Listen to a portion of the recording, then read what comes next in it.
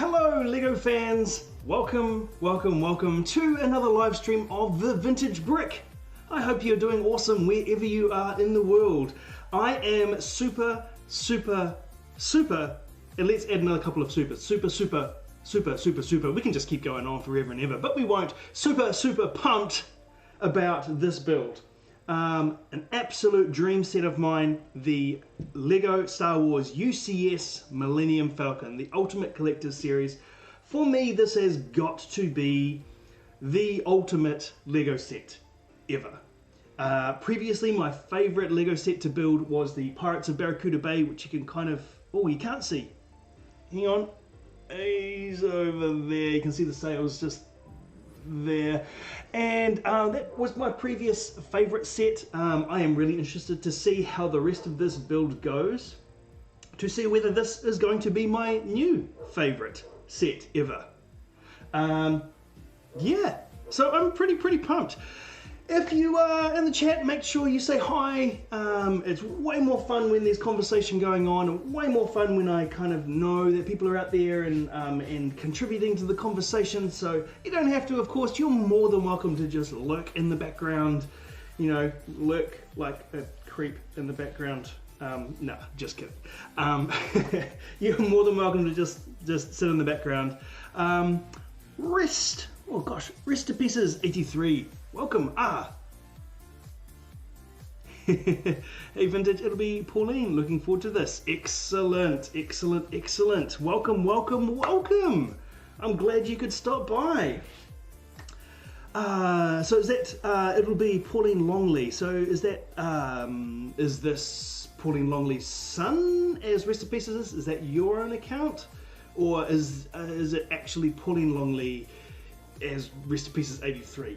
But regardless, welcome. I'm so stoked to have you here. Ryan, welcome. I'm so stoked to have you here too. And I know that you are absolutely looking forward to this build too. You've been, you've said a few times actually that building the UCS Millennium Falcon would be just an ultimate stream series, and you said that you'd be here for most of it, and you have so far. So it's great to have you here. It's great to have you here. Absolutely love it.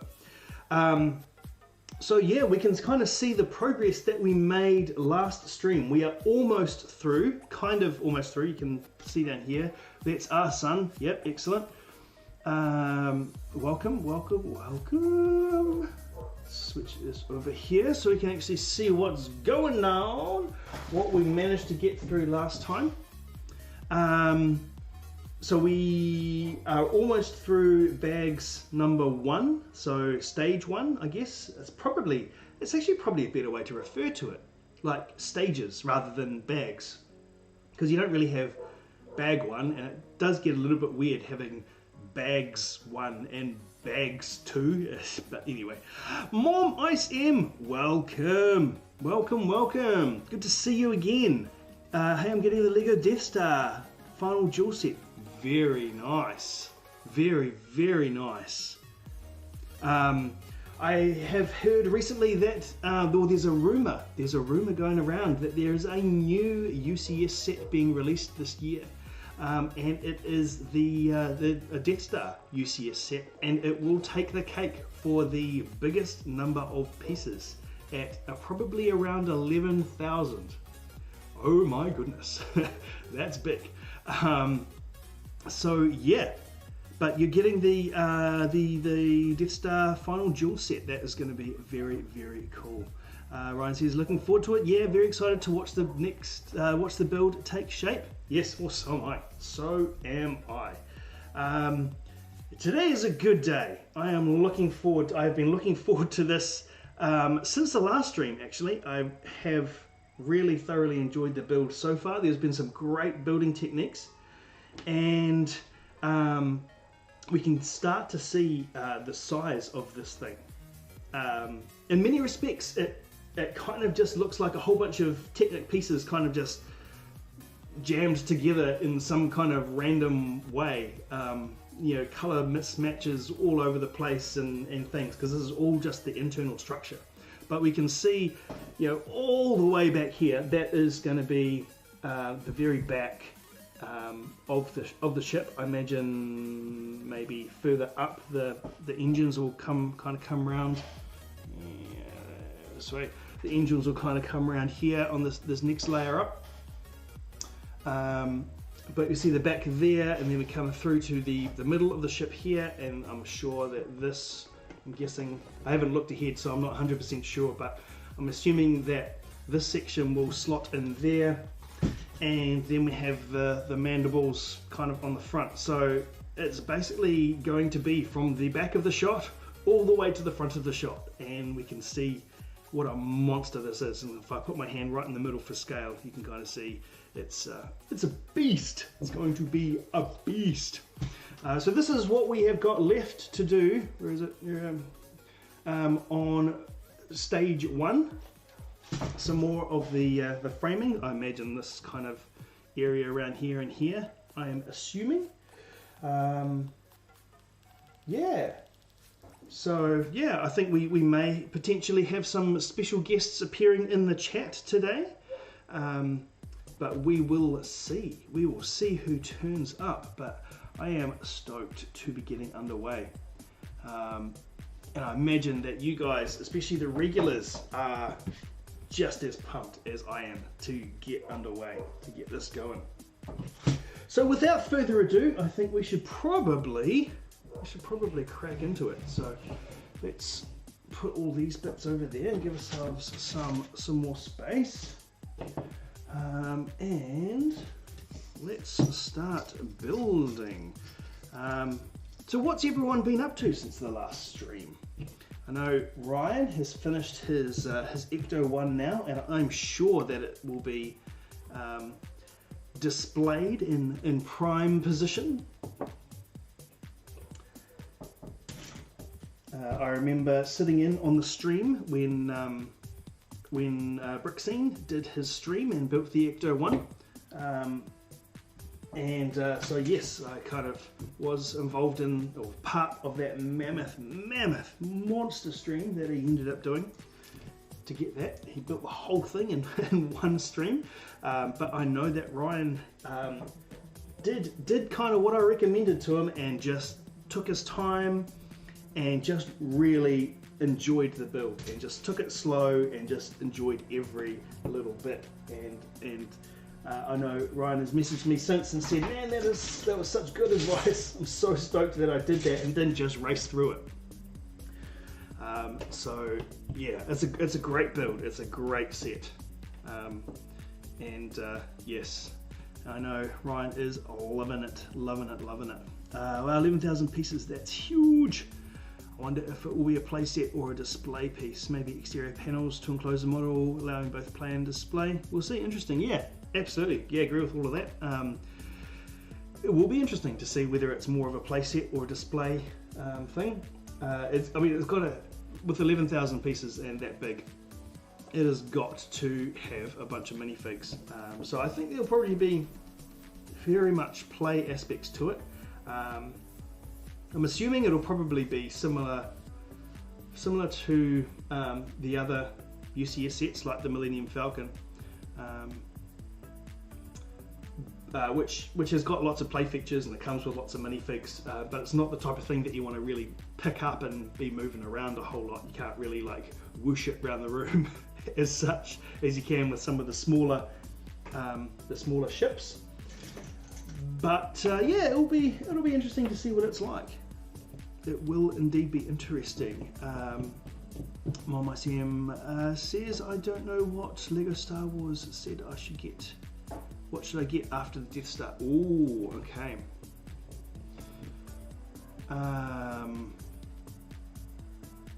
All the One by Brick, and Rest Pieces says All the One by Brick Fault. They streamed the whole thing at once, I think.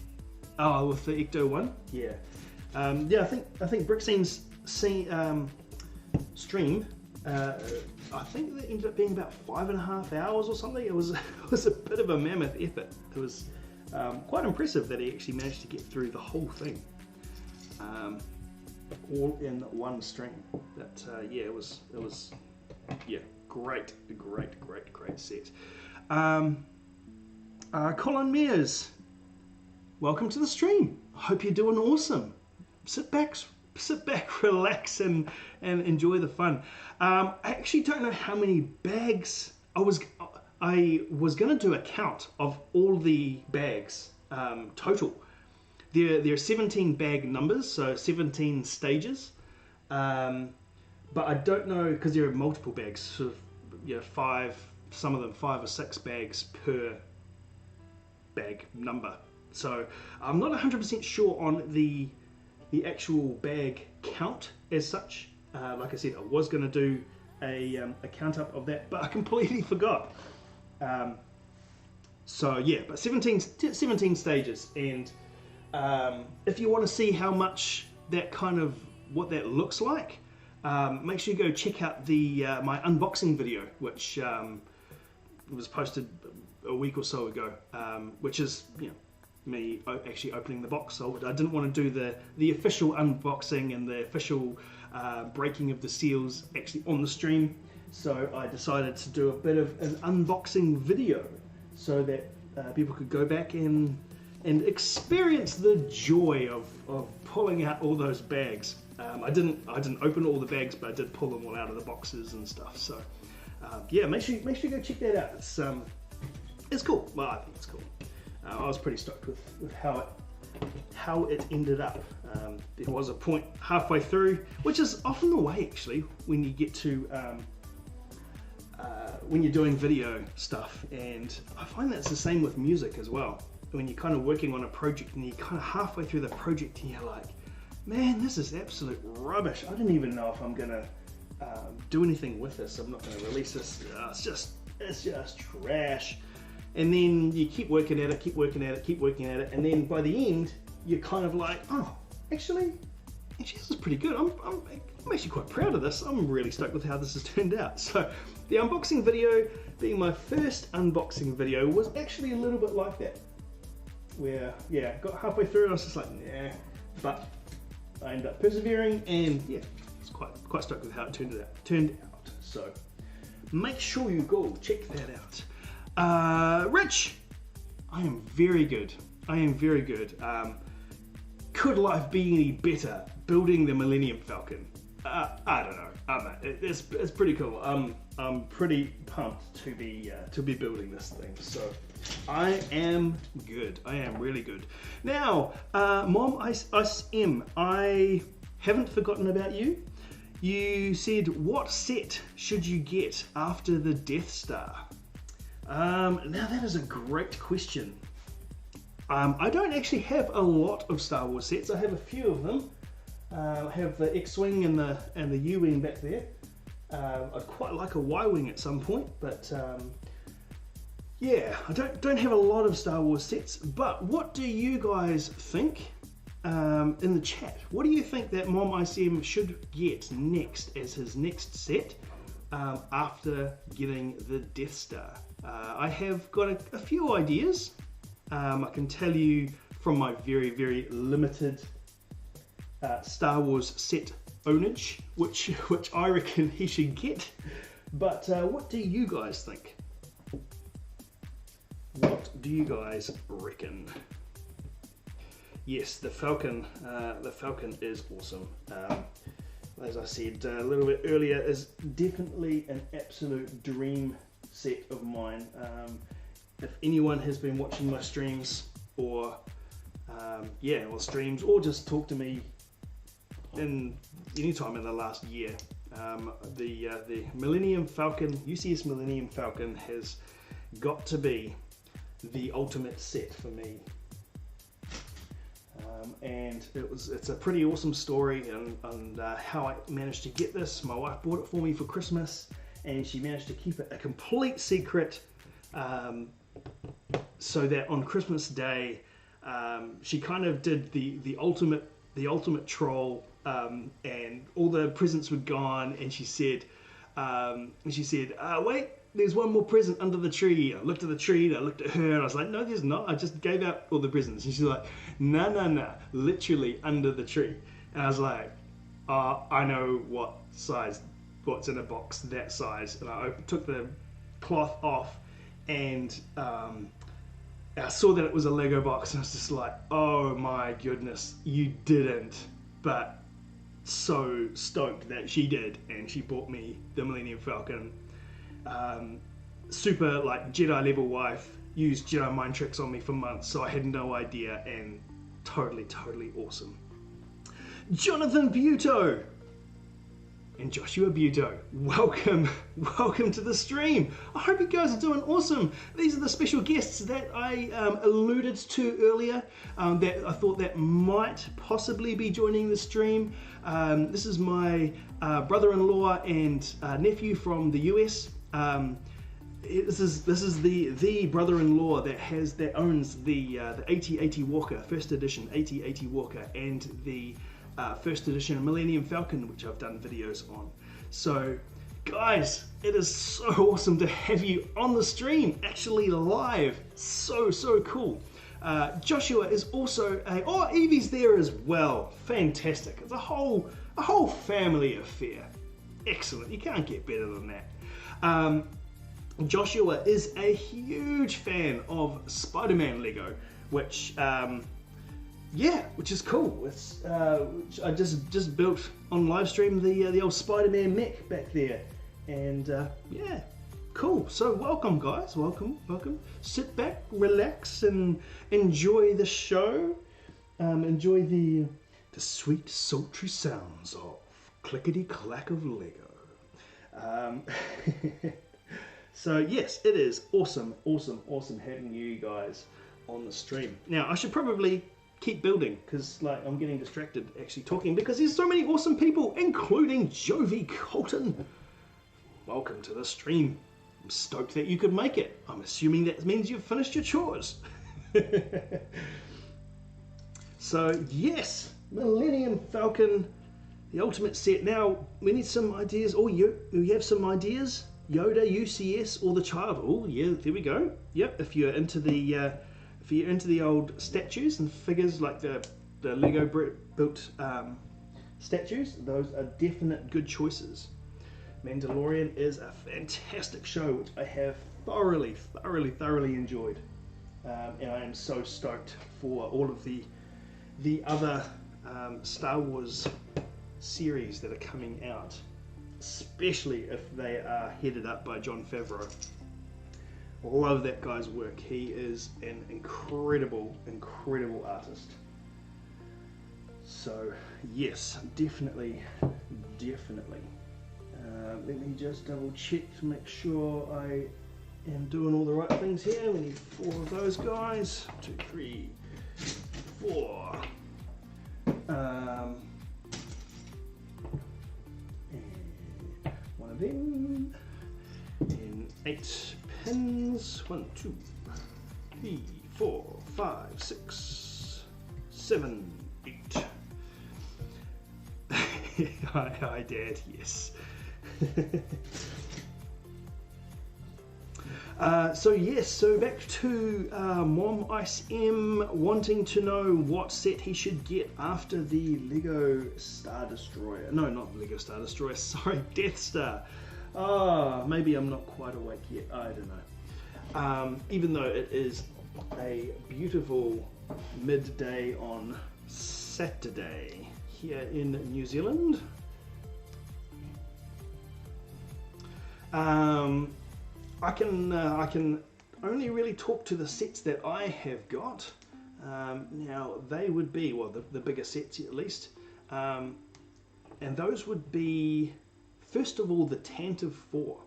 I have heard that some people find the build of that a little bit tedious when it comes to all of the engines at the back, but I absolutely loved that build. That was the first Star Wars Lego set that I actually owned, that I built, that I owned, and thoroughly enjoyed it. Lol, drop test coming.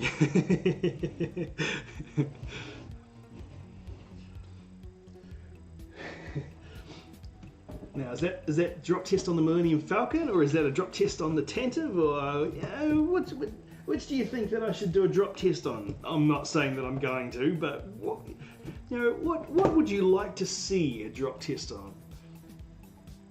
So here we go, we get to, actually, before I put that in, so another framework piece, just slotting into this front section.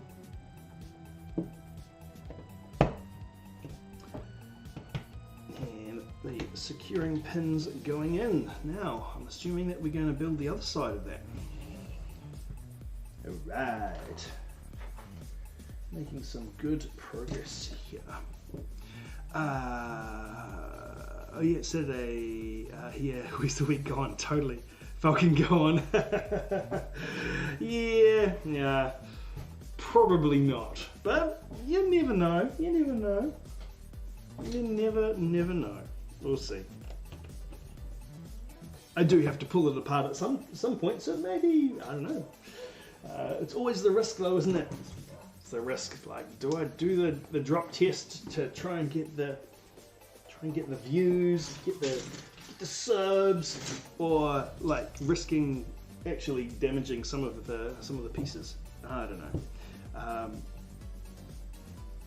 Yeah.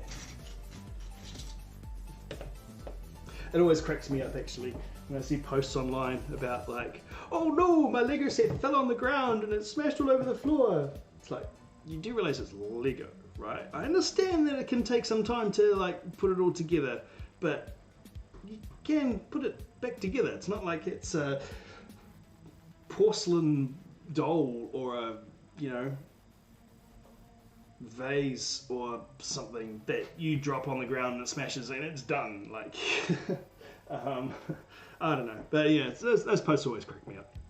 It's like, oh, like I feel for you because I understand that it's going to take a whole bunch of time to actually get that thing put back together, but yeah, there's a limited amount of sympathy that goes out. But that's all good. That is all good. Yeah, so Rich, it is great to have you here. I was actually just talking about you a little bit earlier, which you may have heard just about the amazing Ecto 1 stream, the marathon Ecto 1 stream that you did, that I ended up being on for a little bit of 5.5 hours. Woo! Yep, that's a marathon. You did very, very well to be able to get that entire thing built in one session, one sitting.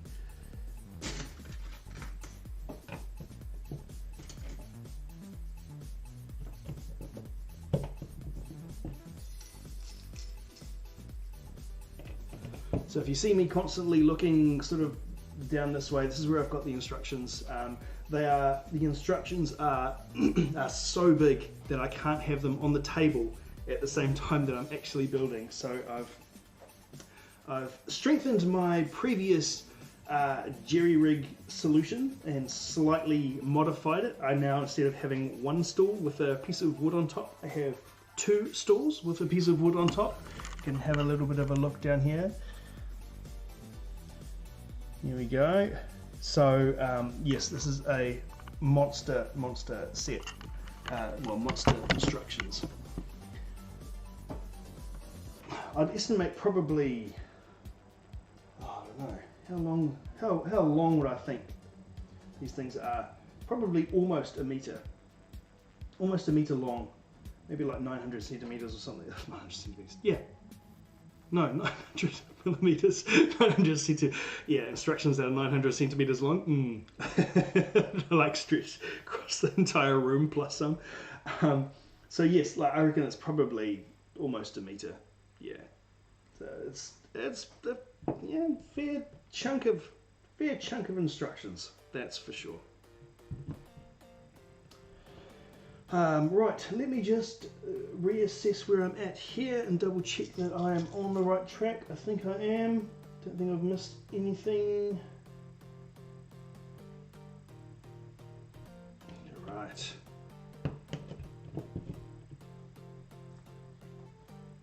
I know I've mentioned it before, but I love this technique, or am impressed by at least by this technique of using these sort of double pin parts to sandwich the Technic beams together. Is it just? I mean, there's no way that's coming apart, you know. And yeah, I just think it's quite clever. It's cool. Lots and lots and lots of them. A whole stack load of them, as you can imagine, because there is a lot of Technic stuff here. Now that we are in the midst of doing all the framework stuff,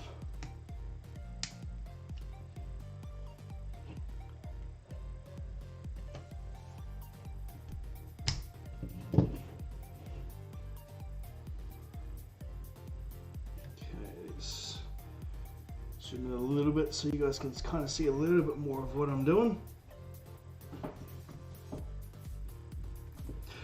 Yeah, so even going back to MomISM, it kind of really depends how much you want to spend. I mean, you could spend a lot, or you could, I don't know. Are you looking to get a bigger set like the Tantive? Well, I mean, there's a really big set like the UCS Millennium Falcon if you can track one down, or a kind of a large-ish set like the Tantive, or like a 2500 odd piece set, or are you looking for a smaller set to after buying the Death Star to recover your bank balance? So I don't know, what are you kind of looking for size-wise? Let me know.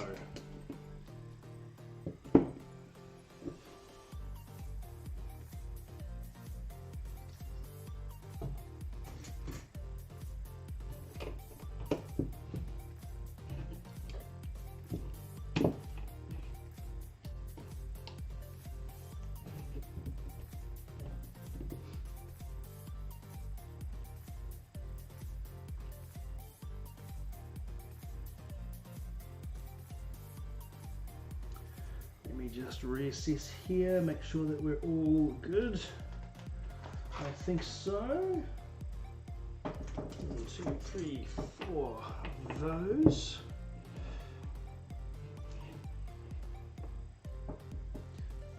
And a 1 by however many long that is. That's the official name of that piece. 1 by however many long that is. 1, 2, 3, 4, 5, 6, 7, 8.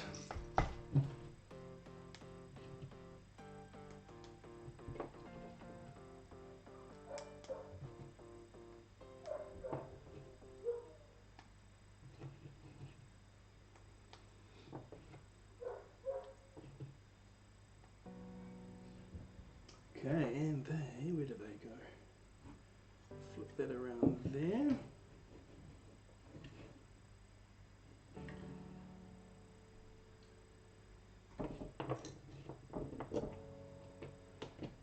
This is another technique to kind of do the same thing as those double pins, is having a short beam. Is it going to focus? Having a short beam with 2 pins in there. I'm assuming with these ones there's something that slots into the hole here, which will, so time will tell to see what happens there. This is another way of sandwiching those 2 Technic pieces together. A 3 long Technic beam with a couple of pins in it.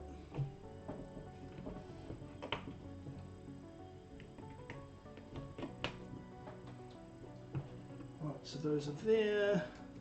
This guy over here. And then bring this guy back in.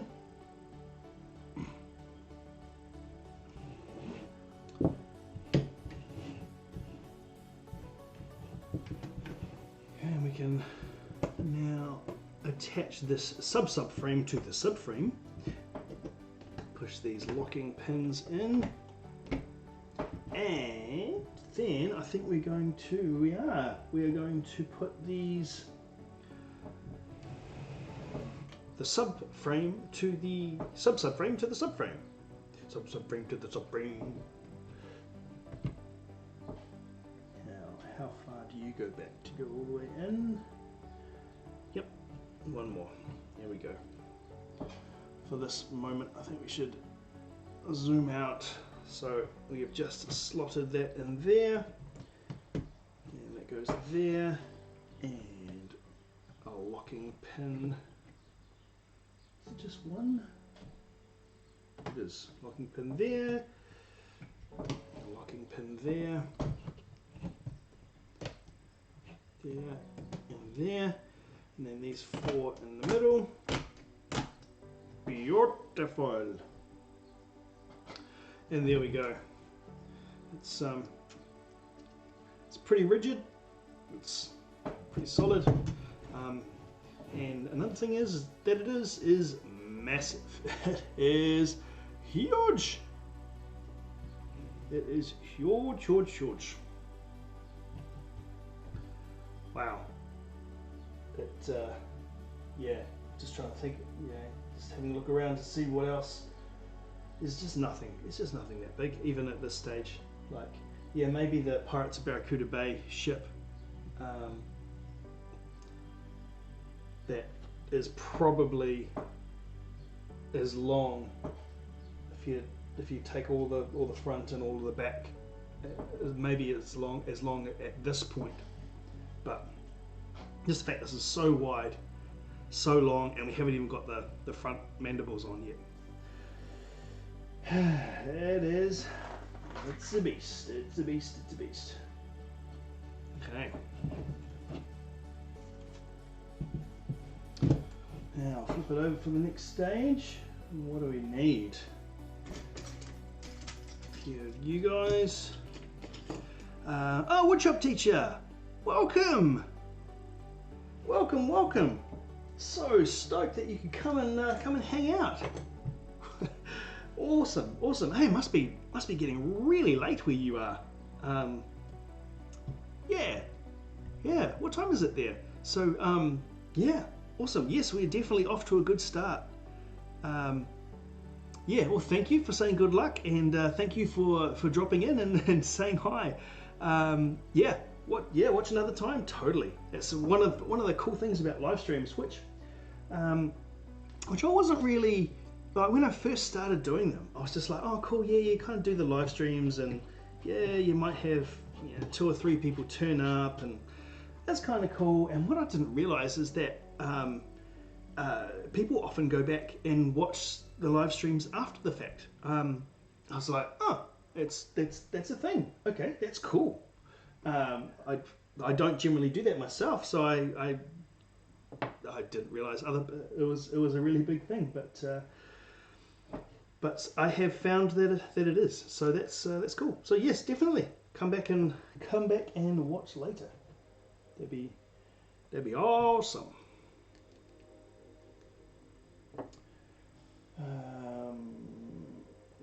Okay, let's just double check that we're doing the right thing here. So this goes down here. Aha, I was wondering if there would be another one on this side. I thought there must be. I'm not sure why they didn't do this as part of that sub-assembly. Oh, I suppose that needs to sandwich on that doubled 2x3 piece. Yeah, that's why they didn't do it as part of that previous step. And this guy goes over here to lock all that into place. And where do these guys go? Here again, lock all that into place. Another one over here, and another one over here.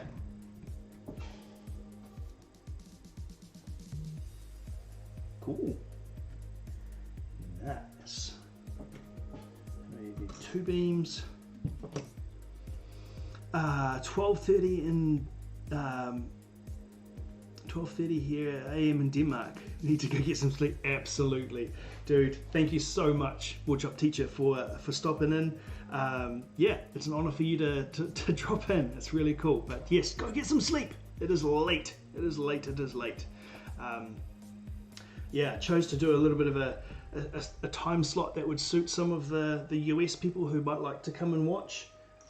Usually I'm doing it in the evenings of New Zealand time, so it kind of suits New Zealand, Australia, and kind of, I guess, Middle East-ish.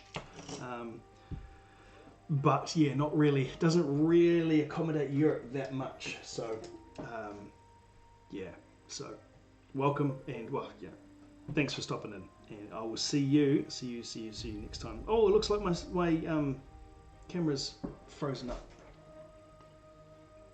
Okay. Let me sort that out. Let me sort that out for you all. It's one of these weird little quirky things. Just a moment. So at home, the home of our favourite toy. Ah yes, Denmark, the home of our favourite toy. Indeed. Indeed. Okay, let me just should reset.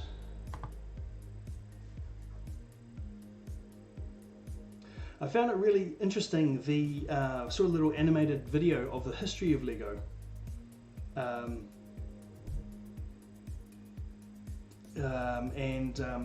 Yeah, it was just really interesting to see where it actually came from, and all of that. So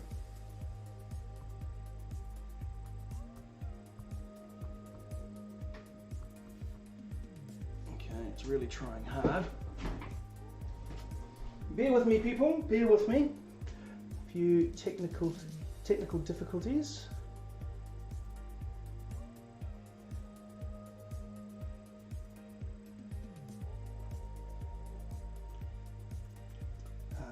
Almost there. Almost there.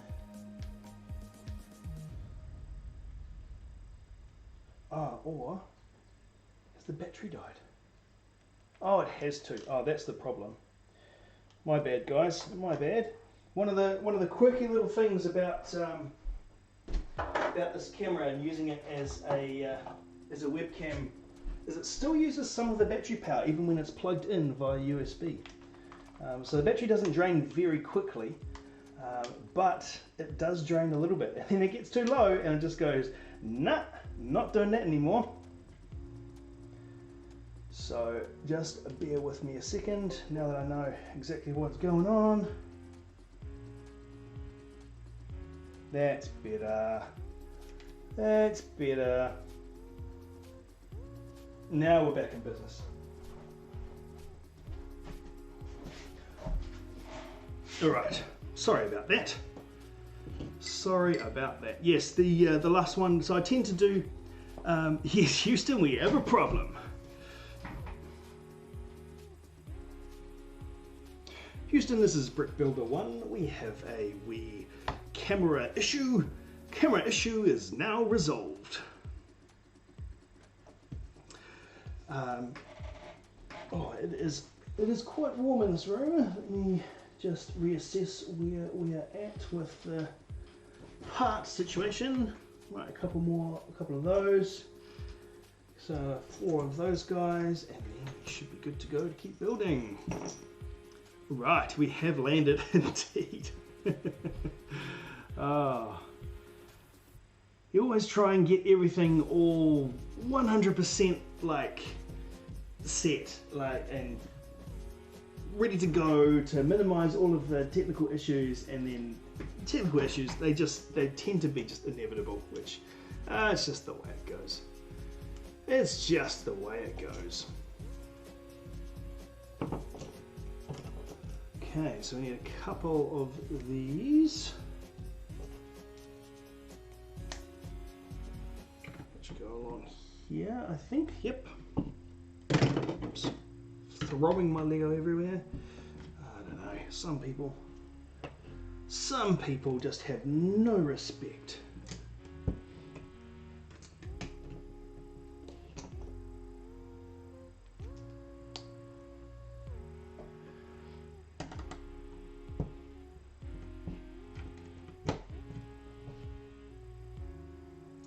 I was actually watching a stream this morning, and there's another guy building a UCS Millennium Falcon. He's not streaming all of it as such, he was just building it in general and just making some progress while he was on the stream. And yeah, he was saying that you kind of really need to concentrate on it because it's very easy to lose your place or yeah, just kind of get a little bit lost. So I'm sure I'll be fine.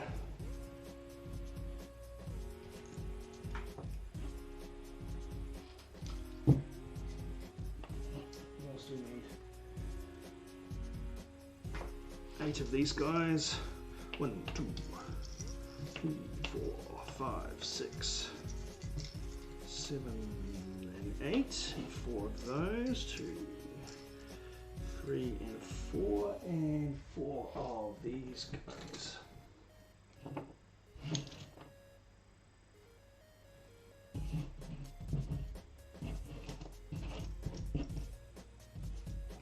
We are almost through. Only a few more pieces. Maybe I think maybe the next step. Maybe the next 2 steps. Next 2 steps, and then we are done with stage 1. So we are almost there. Almost there. Right, 4 of these guys. 1. No, not 4 pins in here. 4 off the right. Here we go.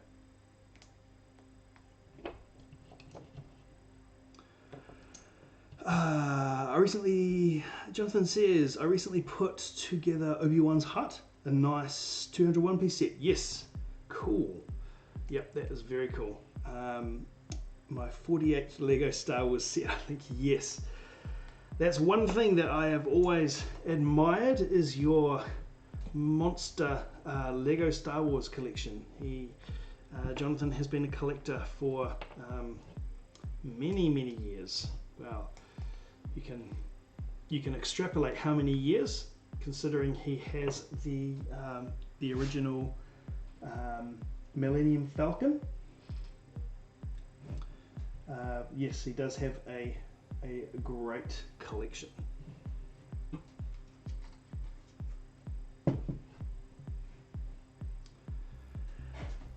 So Obi-Wan's hut, yeah, it's a good set. I haven't built it myself, but I have seen it. It's quite cool.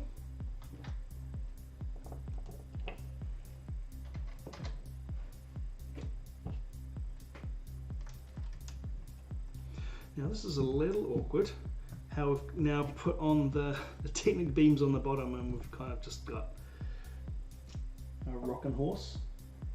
But I'm sure it will solidify up in the very near future. So that guy goes in there, and that guy goes on the other side.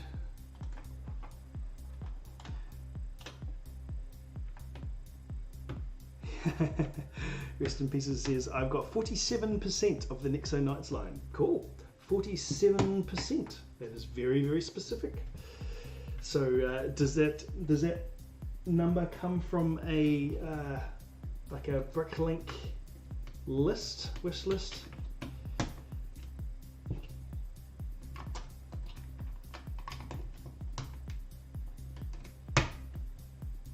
All right. I've said it before.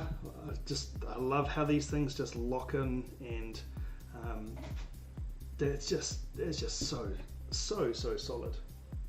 Kind of look at it and just go, it looks like just a big mishmash of pieces. Mishmash of pieces. But yeah, it is very clever engineering. Very clever indeed.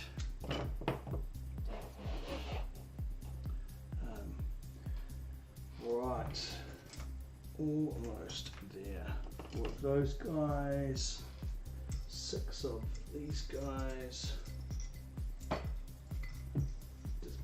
should just dump out all the parts actually, because no, I won't. Just in case. I don't want to miss anything. And 4 of these guys.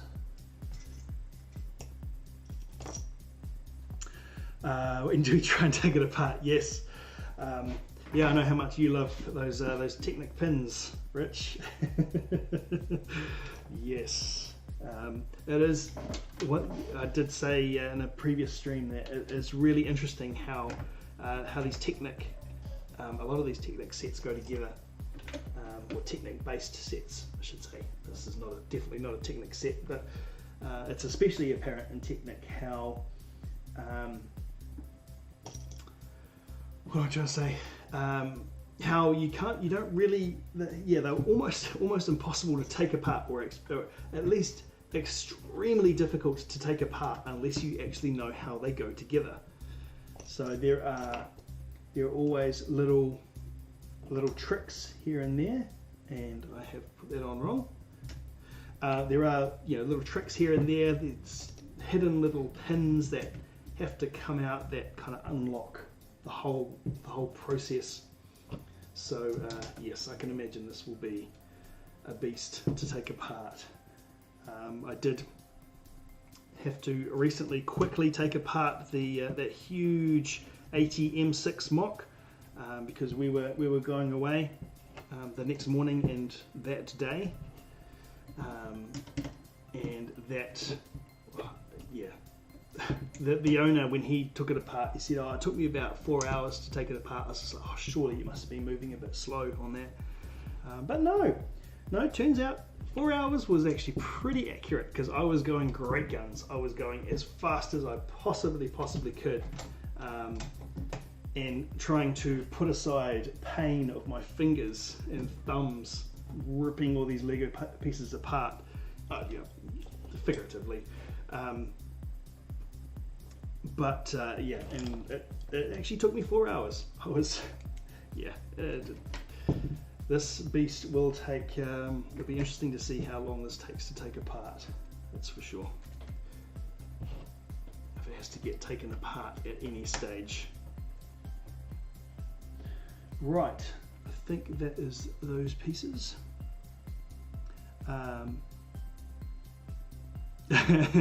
The best theme ever, very sarcastically, is brick set, right?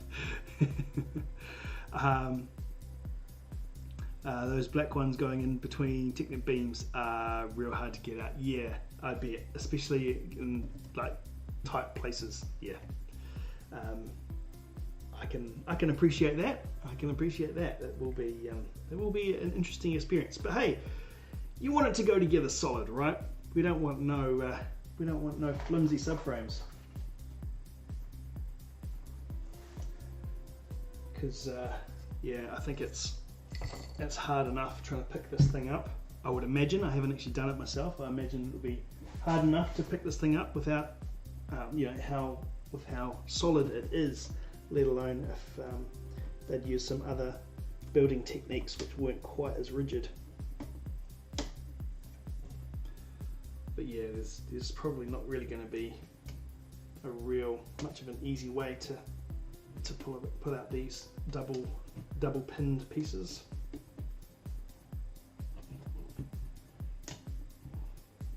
This one doesn't even want to go in. Yeah. Make sure I've got those in the right place. Yep, I do. This guy goes up here. Nope, he doesn't. He goes across one.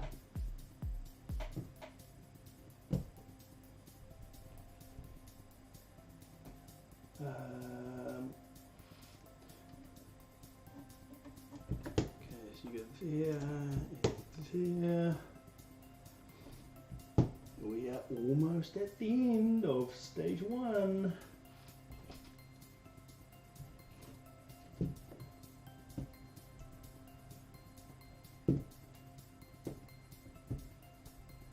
Okay, I think all those leftovers are just that, leftovers. I should probably start a bag with extras. Just a second. Hold the line caller, I'll be right back. And here we go. And I'm back.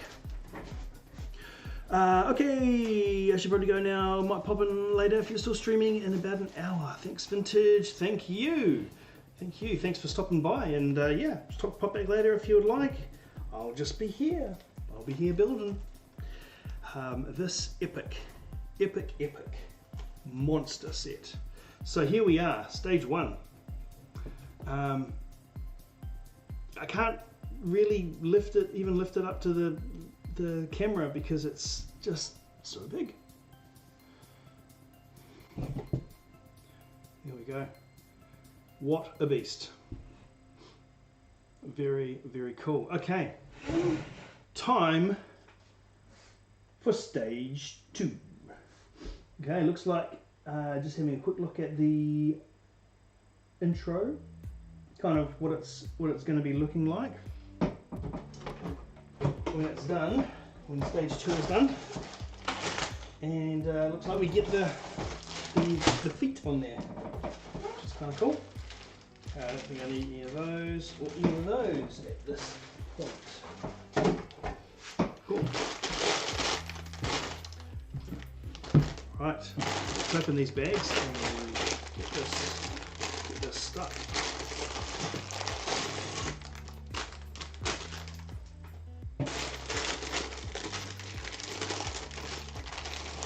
Did I say feet? I meant landing gear. You know, you'd probably use at least a half official sounding term. Landing gear sounds much better than, oh yeah, the feet. The spaceship feet.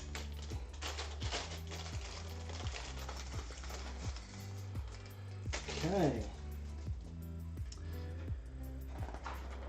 What have we got here? Okay, 2 pages worth, but we need to build 6 of them. Okay, I feel like stage 2 is not going to take us that long. There's not, tell you what, there's a lot less parts than stage 1, that's for sure. So, build away. 6 of them. 6! But that's all good. Okay, might as well build them all. Build all 6 at once.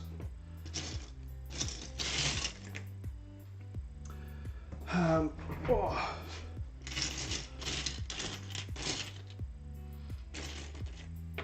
So there's a few interesting things in the pipeline for the channel. Still working on the first video, which is taking forever.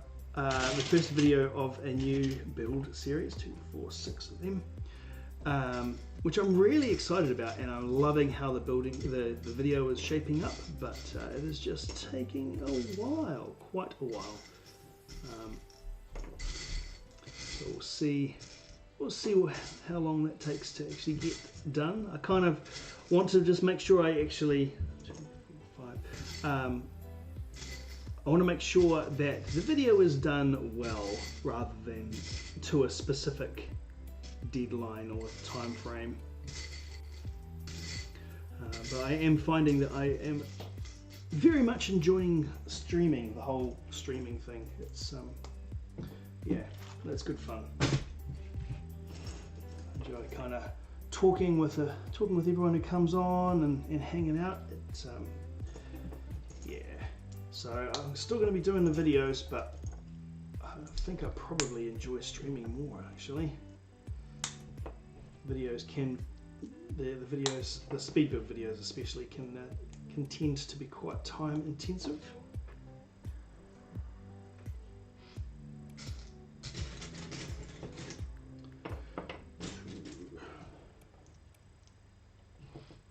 Okay, 1, 2, 3, 4.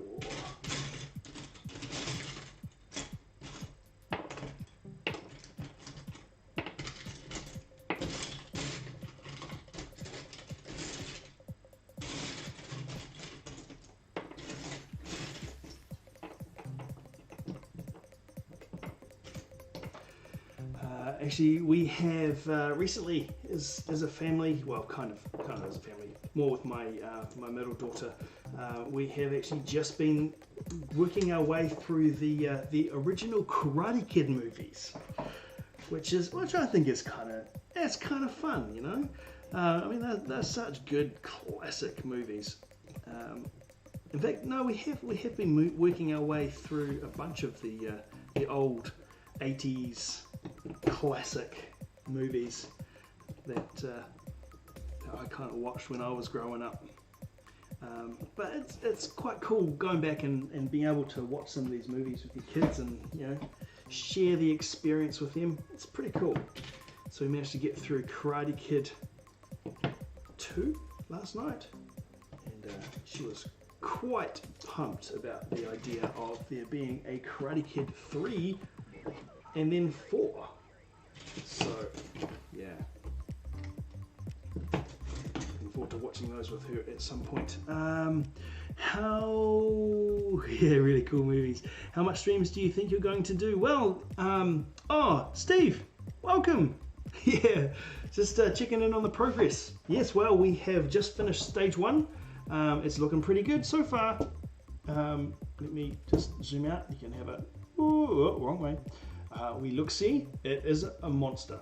It is huge. So here's the full Technic subframe. It's pretty rigid, it's pretty solid, but we're definitely making some good progress on the build. So now we're just working on stage 2, which is essentially building the 6 identical landing gear, and that'll give us a nice solid base to build on. But yeah, it's looking good. It's looking good. Thanks, Steve, and thanks for dropping by and checking out the progress. Did take your suggestion on board about doing maybe a little bit of a guitar thing when we get to certain points in the build. I was thinking of doing something today, but ran out of time to like try and remember something from like when I was doing all sorts of things with guitar.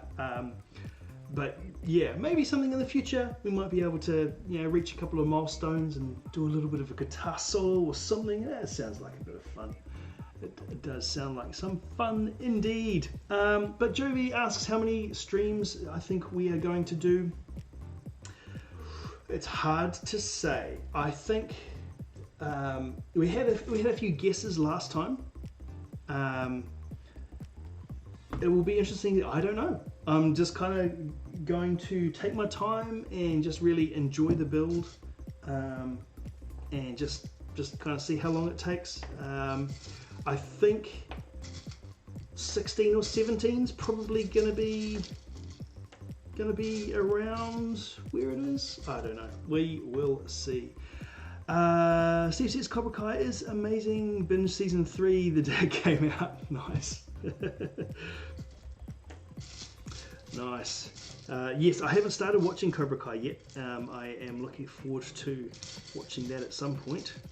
It'll be cool. So definitely an interesting concept on it, following the life of Johnny when he's grown up. Johnny, for those people who haven't seen Karate Kid recently, Johnny is the bully that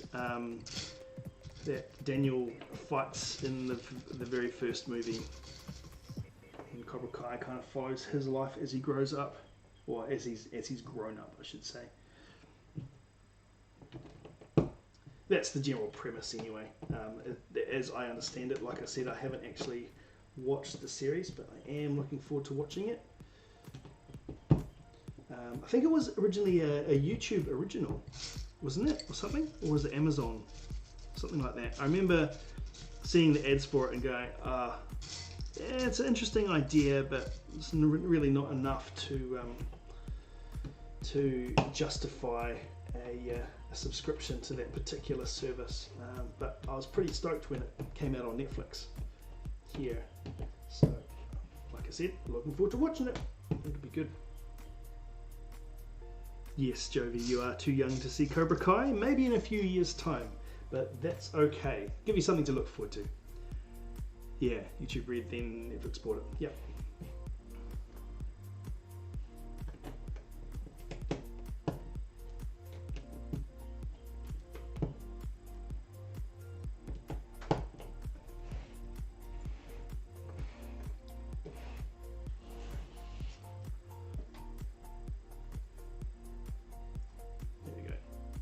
So you guys can see a little bit closer what I'm actually doing here.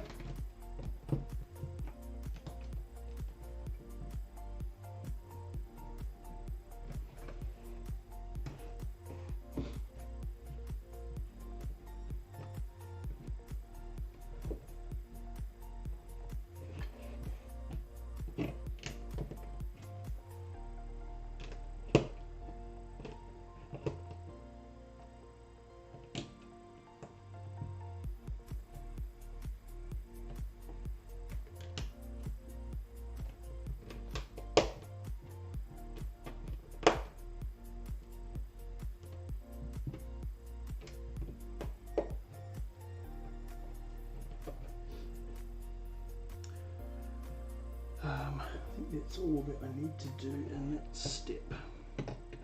Need a whole lot more pieces.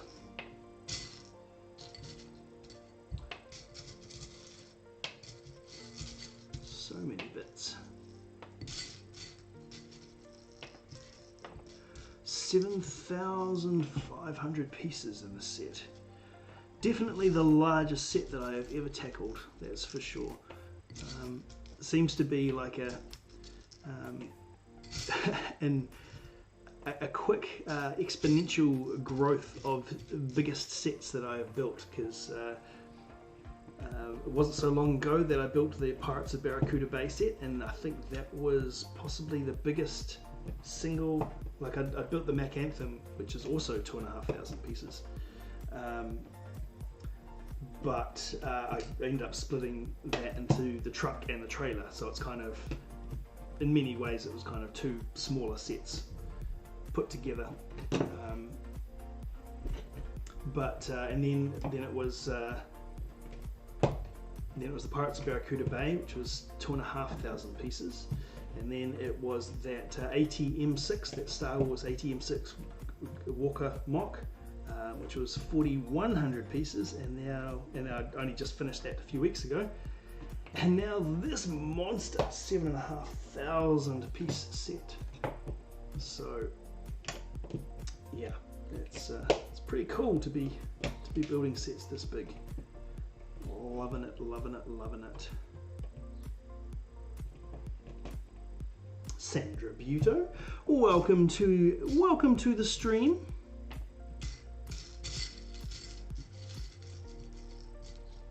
This is my for everyone who doesn't know, this is my delightful mother-in-law, which sounds really bad, and I'm actually not being sarcastic. I get on really well with her. We often joke about her hiding your broomstick in the closet and things, but no, she's awesome. So yeah, thanks Sandy for coming and hanging out on the stream. It's great to have you here.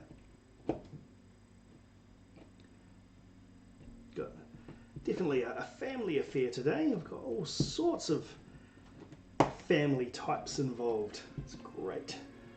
Love it. Love it, love it, love it.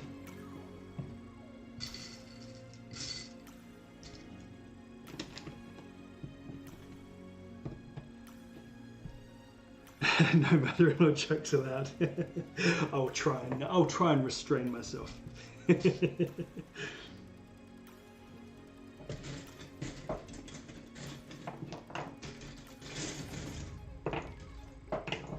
What other pieces do I need for this step? These guys, 1, 2, 3, 4, 5, and 6.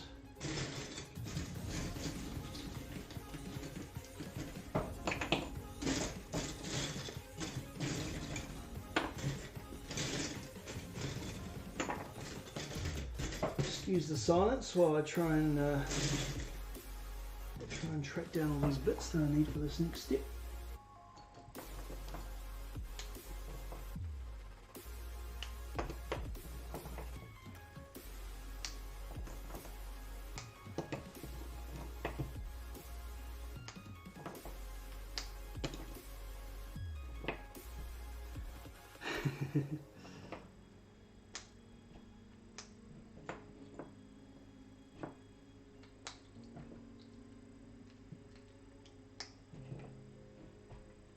Missed one. Need one more of those. Technic beans. Oh, there he is, hiding under the radar dish. Now they all slot in behind these 2x1s, like so.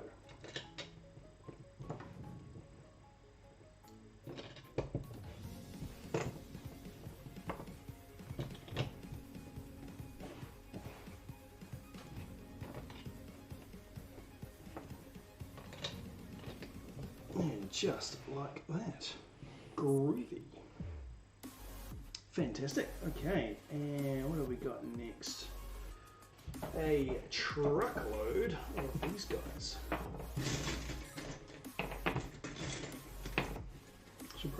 count while I'm going. 2, 4, 6, 8. 9, 10, 11, and 12. There we go.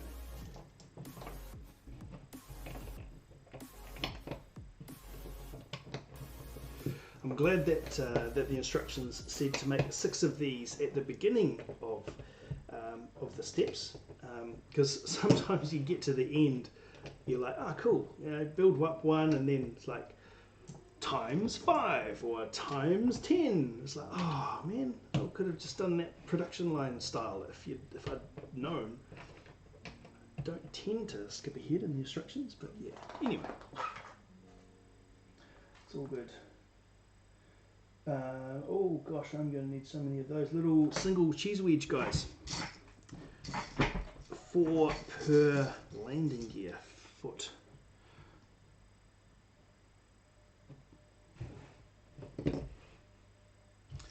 Gosh, there's going to be a ton of those needed.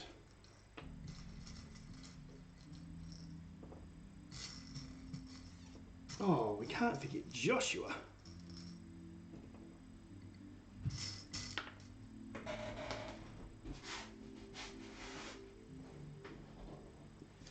I tell you what, I'm absolutely stoked that my family from the US can come hang out in the stream. It's always nice to be able to share the streams with family.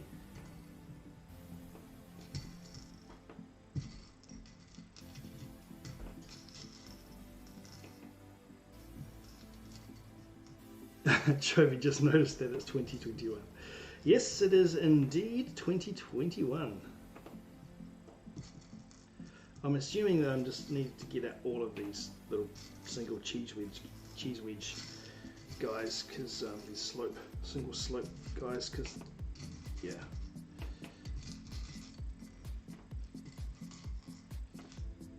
So many of them. Half the stream's going to be taken up just sticking these guys on.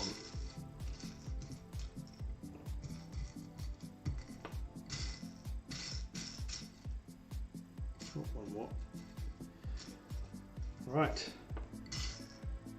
bets are in to see if I have got them all. I think I have. I don't know for sure. I'm not going to know until we actually stick them on there.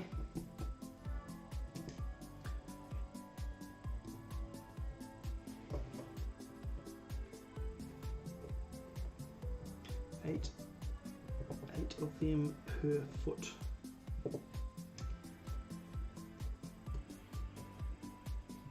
And that's the thing with these tiny little 1x1 Lego parts, is you can't put them on quickly. Like, no matter how, yeah, it's always difficult to put on. Like, you try and put them on quickly, it actually just takes longer. So you just gotta, yeah, just work your way slowly through them.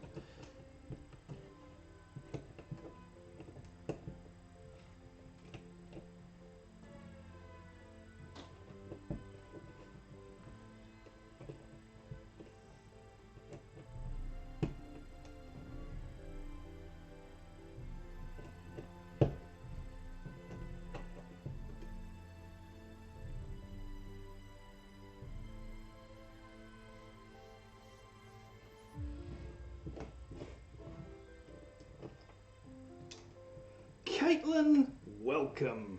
Welcome. That's alright, cool. It's great to have you on here, Katie.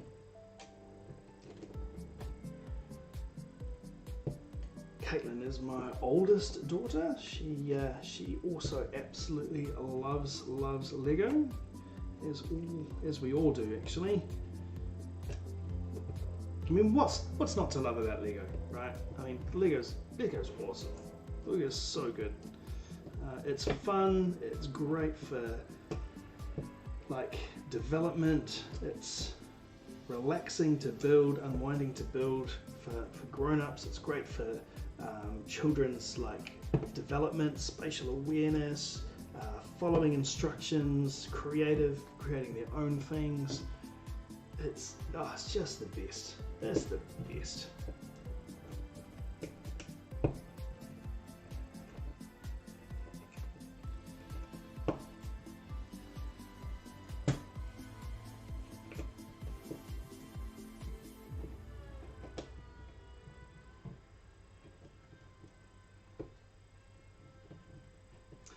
Actually, Vault Dweller, it reminds me. Did you just order a big set? Can't remember which one it was. I was sure. Oh, I've missed out some bits. I was sure that you had ordered a big set. Was it you or was that somebody else? If it was you, has it arrived yet?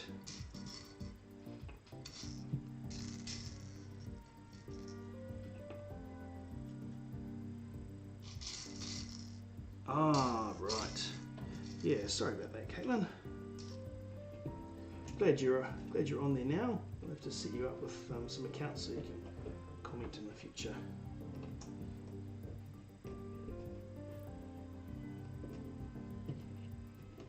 Okay, almost through putting on all of these single cheese wedge guys. But it is great, like how these little details, they add so much.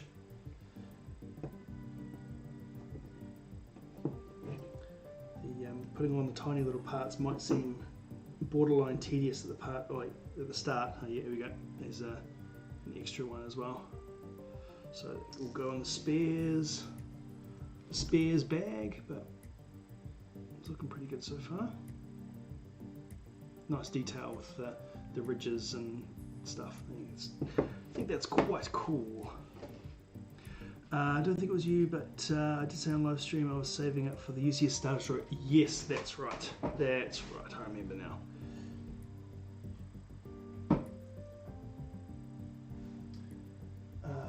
Okay, so these guys 2, 3, 4, 5, 6.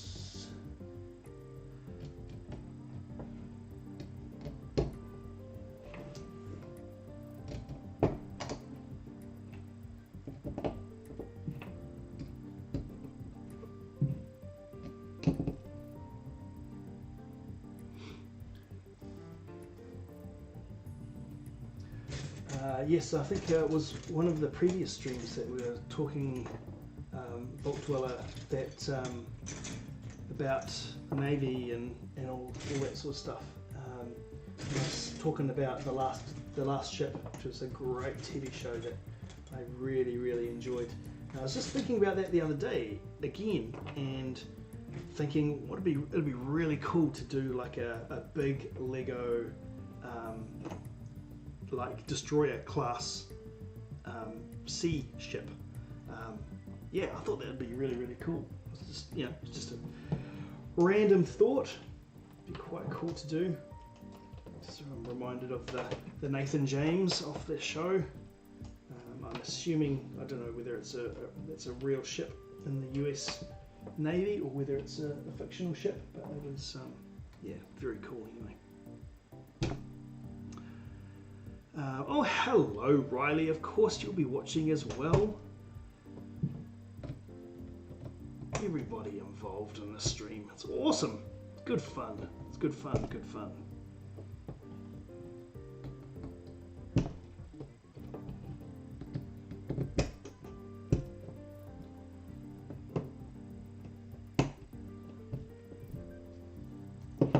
Right. Those are seasoned properly.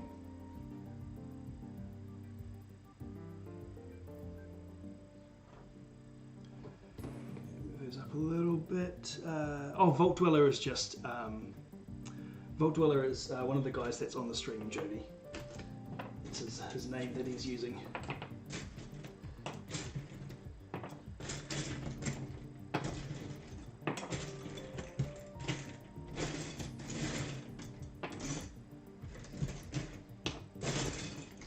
I think Jody was probably thinking it was some special Star Wars term that she hadn't heard of before. And Jonathan says, how about a Hobbit and Lord of the Rings series of videos? Yeah, well, could possibly do that. I don't have any Hobbit or Lord of the Rings sets yet myself, but I'm sure I could possibly borrow some. I've had many offers from people in the Lego community in New Zealand, which is to borrow sets to do videos if I'm ever after anything. So, which has been absolutely amazing. Yeah, it's been really, really cool.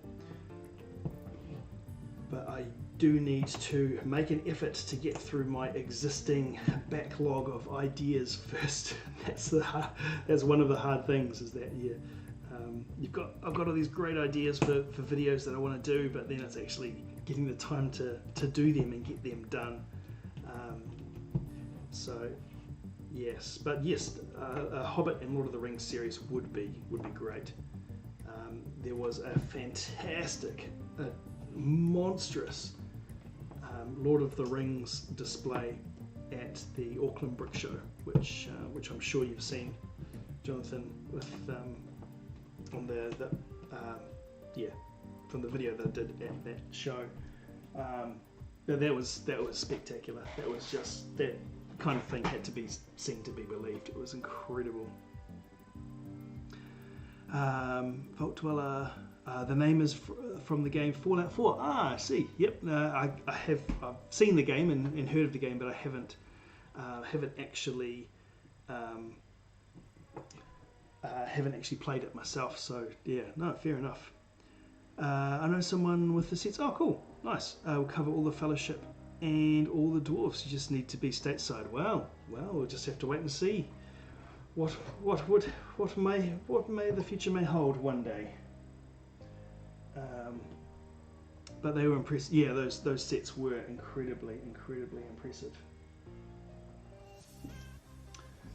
What am I doing here? Right, these guys clip in here.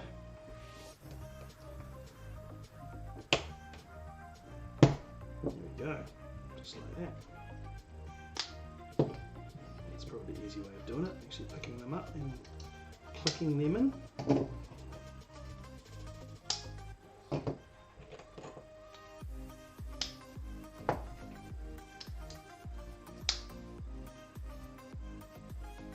No, I don't think you have sent me a photo of your sets, Jonathan. You should, yeah, send some through.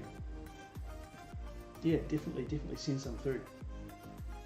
I mean, I've only seen,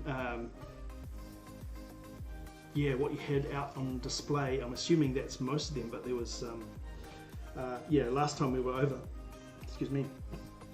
Yeah, last time we were over, there was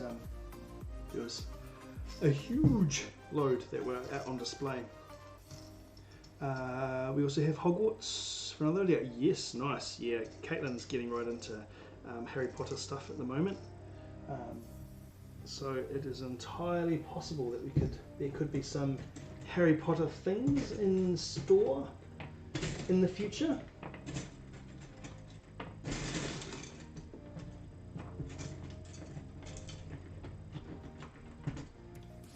Be very cool.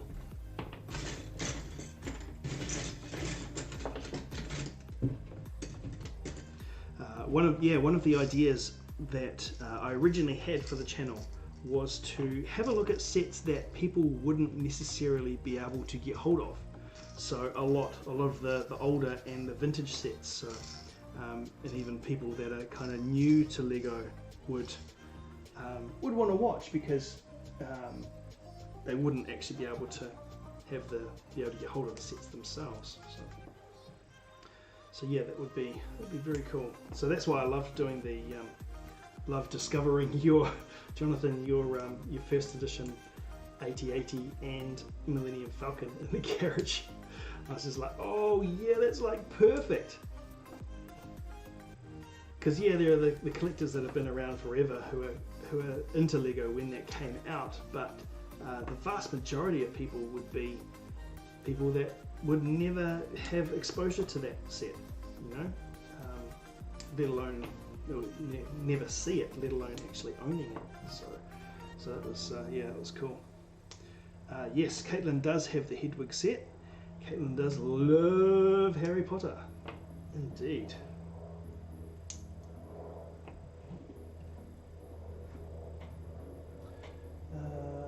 Alright, so these guys slot in like so, and then lie down. Okay, cool. So, boop, just like that.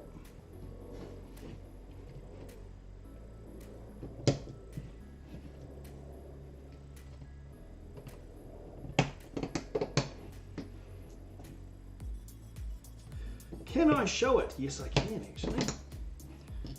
Just let me get through this step and then we will have a quick look at the Hedwig set. I know you guys are here to see the build of the Millennium Falcon, but hey, let's take a little side step because it is a very cool set, and I know that it was featured in Brick Scene's best sets of 2020, and I would absolutely have to agree with him because it is a great set. Oops.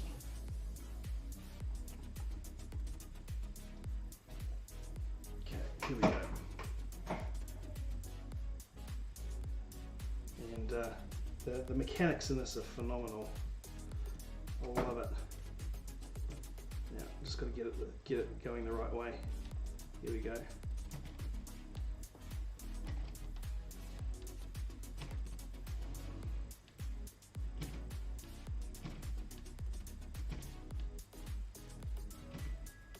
So it'd be a great one to be motorized, I reckon.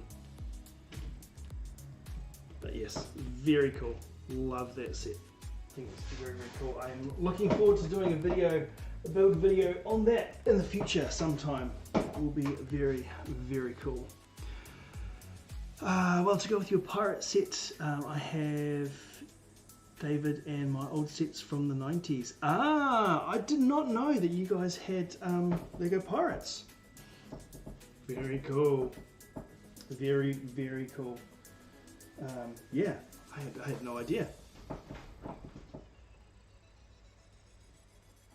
Oh, actually, I've just made a mistake there. Slight mistake. It's not this bit. You know, focus camera. Here we go. It's not this bit that folds down. It is actually that bit that folds down like that. Yep. Cool. All right. Let's fix that on these ones.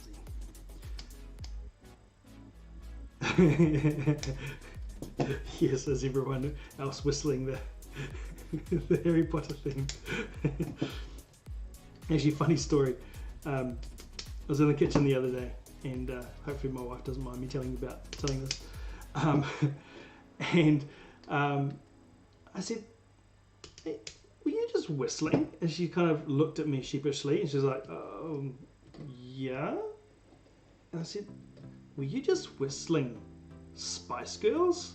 And she's like, "Oh, yeah."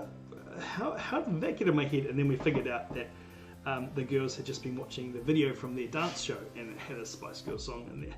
But it was just like, it was totally random because I couldn't pick it either, but it was so funny. Anyway, but yes, it's definitely one to get the Harry Potter theme, definitely one to get stuck in your head. Just like Lego Movie 2, really, right? This song's gonna get stuck inside you, this song's gonna get stuck inside you, this song's gonna get stuck inside your head. Yeah. Oh, you're welcome, by the way, for that. Cool. Yeah.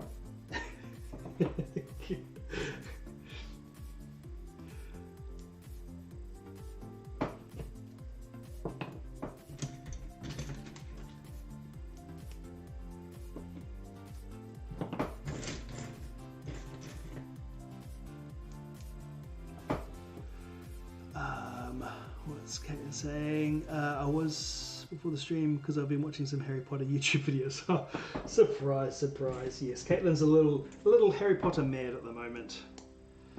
We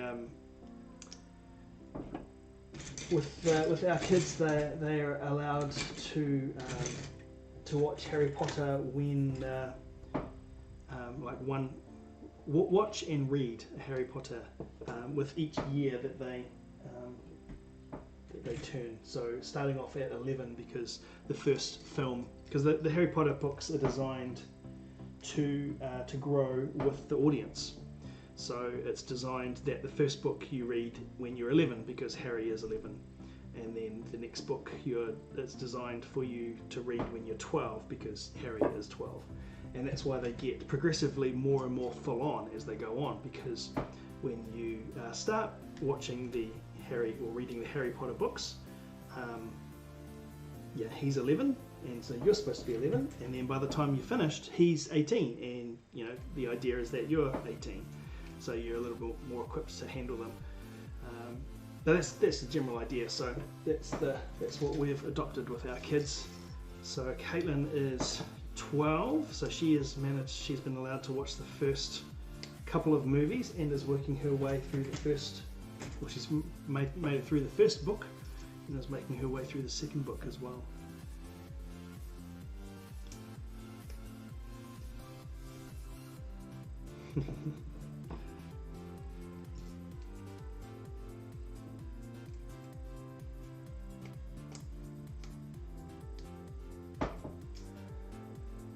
Oh, right, okay, so we're still doing it. Oh gosh, there's lots of those bits. A heap of these.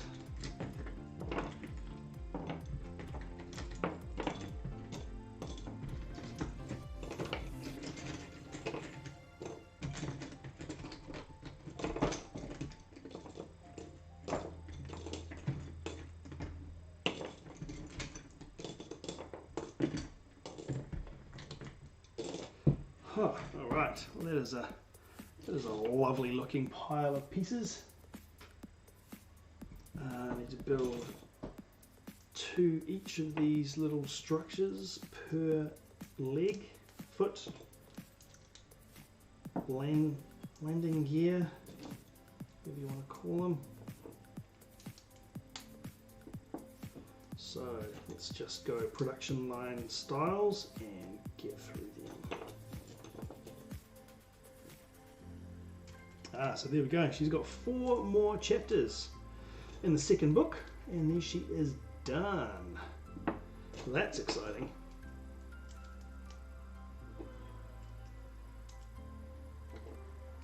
Yeah, I'm looking forward to reading those at some point. I've seen all the movies, but I haven't read the books.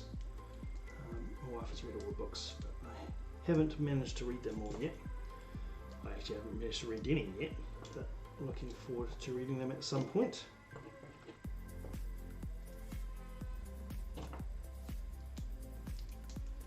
So this is the structure that we're production line building. Need 12 of them. And yes, so she's going to start reading The Hobbit. Said that she could watch the Lord of the Rings movies if she reads the books, knowing how much of a mission those things are to read. But she can start off with The Hobbit. I think that'll be a good introduction to Tolkien.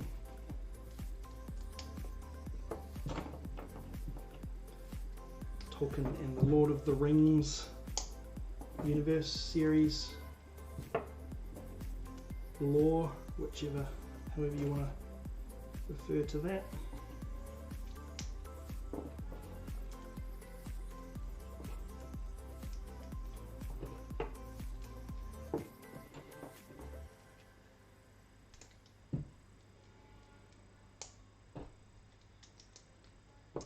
All right, 12 of those done. So how do they go on here? Alternating.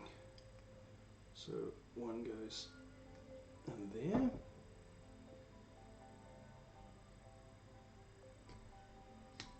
Like so, and then alternating like that, I think.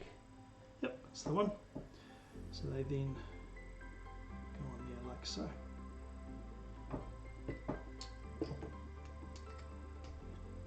Rinse and repeat another 5 times.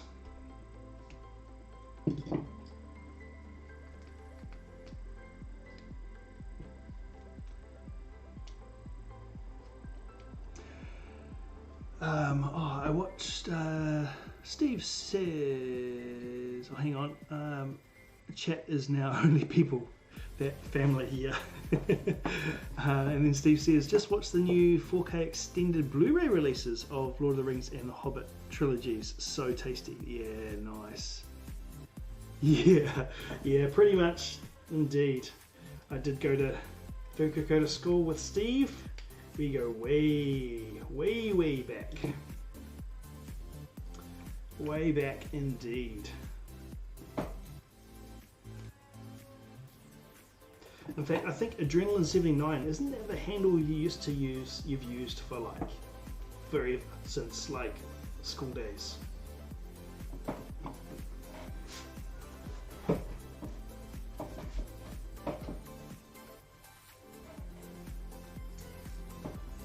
Because I instantly recognised that it was you when I saw that handle jump on.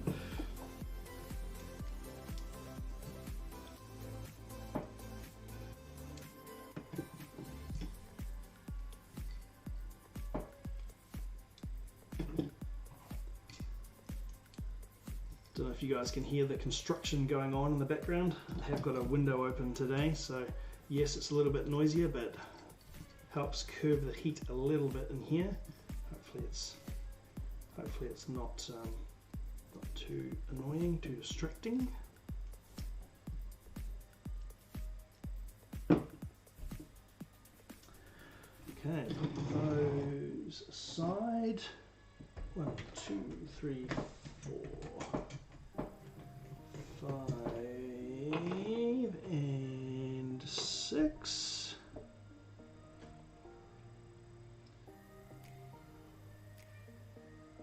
Jonathan's just sent me a picture of the parts that he's got. That's so cool. Very cool. More the Imperial side of the pirates. Oh no, and the actual pirates too. Very cool. Oh, love it. Absolutely love it.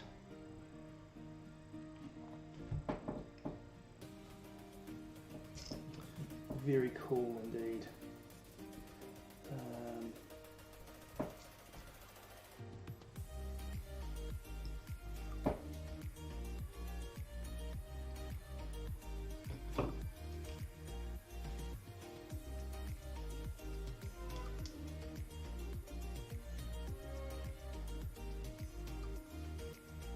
Okay, so this is what we're working towards.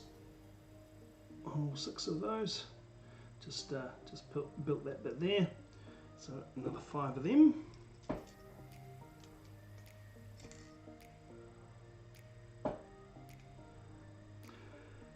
I'm not quite that far back. Oh, right. I needed to create a World of Warcraft character name and was looking around my desk for inspiration and saw a Deftones CD of the same name sitting there. That'll do. There we go. There we go, indeed.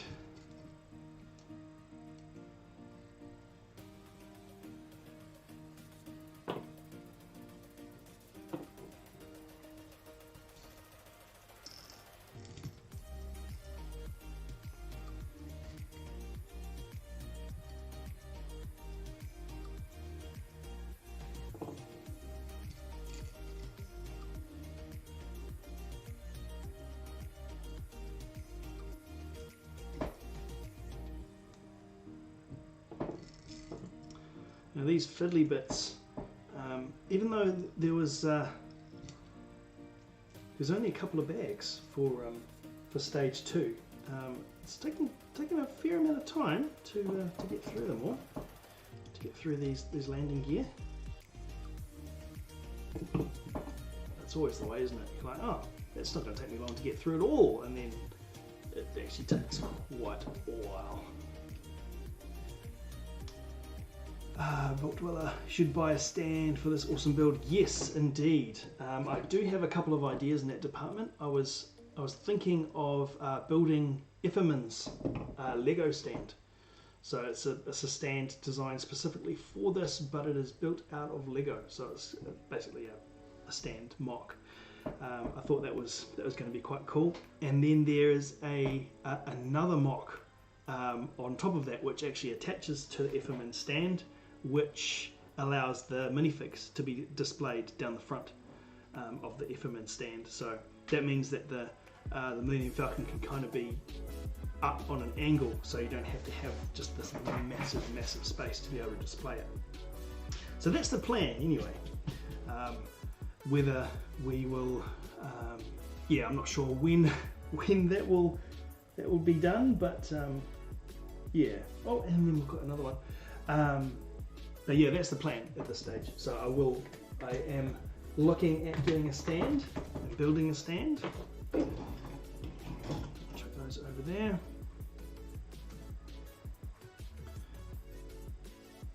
Just having a look through some of the sets. Oh man, you guys had a crazy collection. That's so cool. And Jonathan just mentioned that he's not sure some of the instructions survive childhood, which is, yeah, fair enough, I know how that goes. But we should be able to track down any instructions online. They're pretty readily available, even for those older sets. So that shouldn't be too big a deal.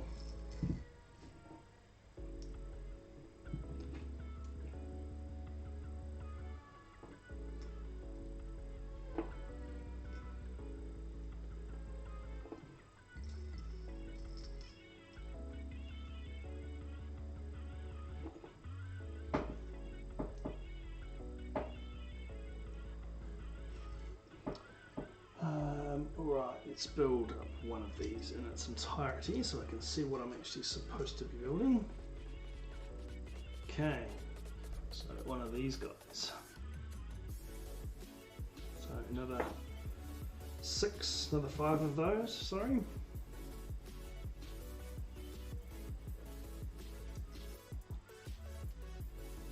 Yeah, I think the Efferman stand, it's like, I mean, it's a couple of hundred pieces, like, on its own, just for the stand. Like, it's a beast. It looks really solid. Be a good one to get, I think.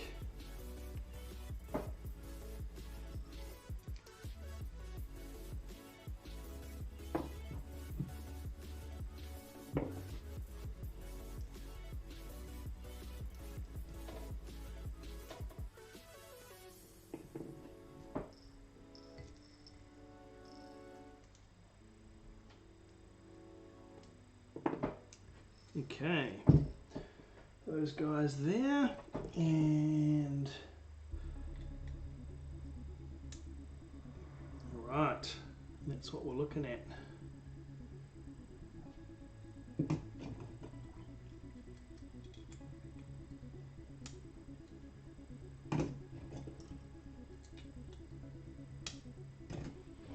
Of course, the bright yellow piece gets completely hidden inside where it can't be seen, so that's always great. Alright, now have these go on the unit.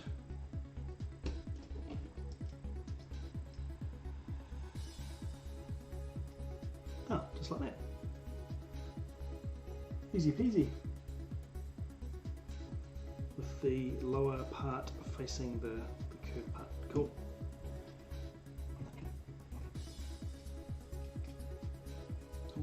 Not seated properly. There you go.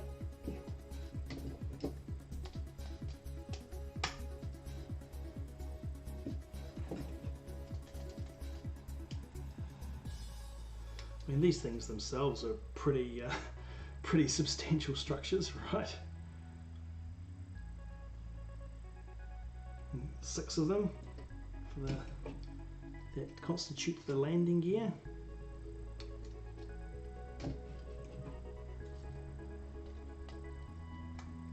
Okay, production line complete.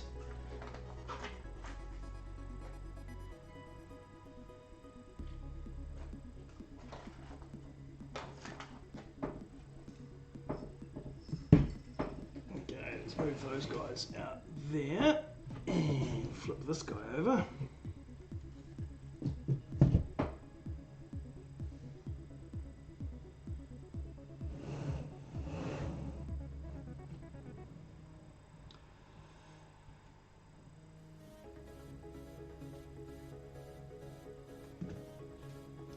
Okay, so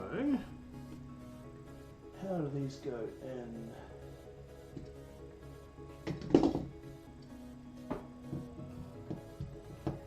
Just like that.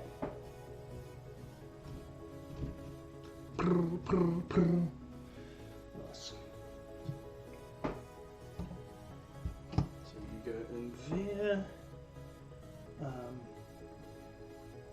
So these things, these feet seem solid enough, but I think they are designed so that, oh actually is that supposed to go that way or reversed? No, it is that way. But they'll be designed so that they can easily be taken out just by a couple of the T-neck axles. Look at that. Beautiful. So now we have should have a nice solid, reasonably solid. Yeah, it shakes a little bit, but doesn't feel flimsy at all. Like it feels like it's solid. I'm just trying to figure out why this one at the back is sitting a lot higher than the others. Just a second.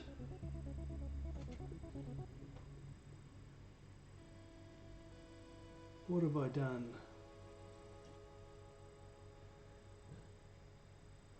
Have I missed something out somewhere? Ah, this one isn't seated in there properly. There we go. There we go. Even more solid now. Oh yeah, that's solid as. Nice. Solid as a solid thing. Solid as a rock. Solid as a piece of steel. I don't know. Whatever is especially solid. Okay, one more step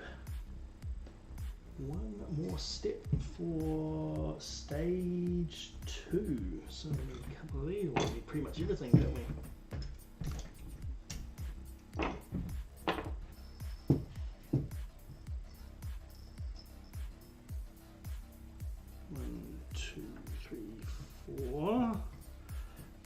4 of you, and the rest is spares.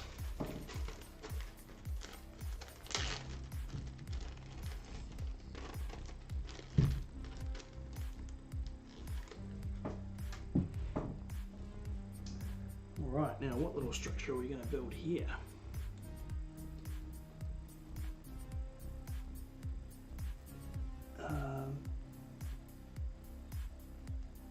It looks like a colourful fat dog structure. Yeah, totally does. It really still looks just like a big mishmash of pieces that have been thrown together that don't really match.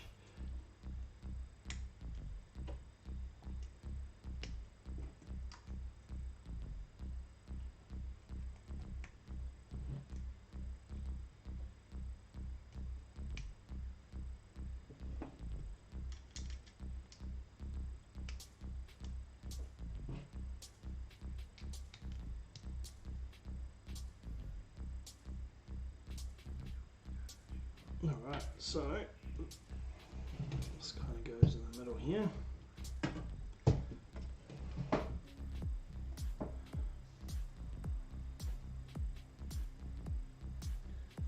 Where are we looking at? Attaches to these pins here.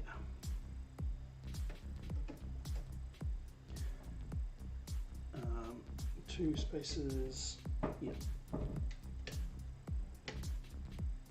And then this beam goes on the other side to lock it all into place.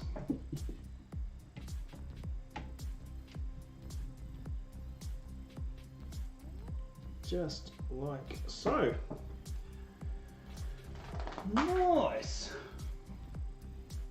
Oops, wait. Well, there we go.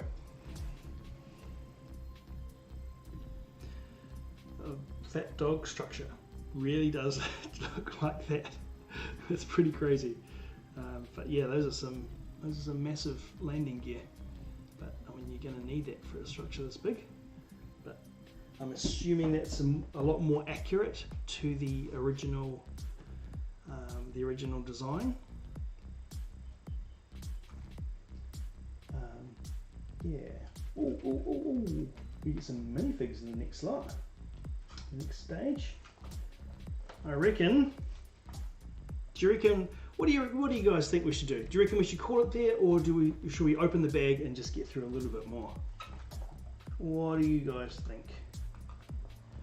Well, at least get the bags out while you're deciding, thinking it over.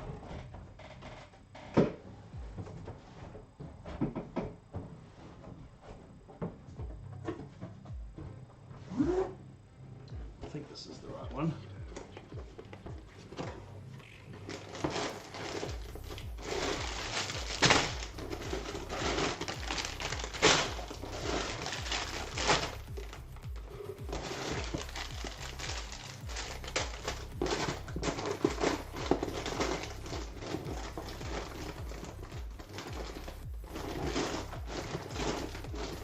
Right, that's all the 3 bags.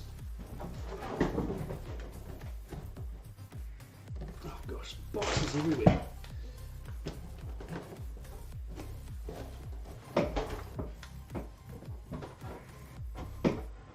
And more. Well, there we go. How can I complain, or how can I oppose that? Yes, okay, let's do some more. Let's do some more.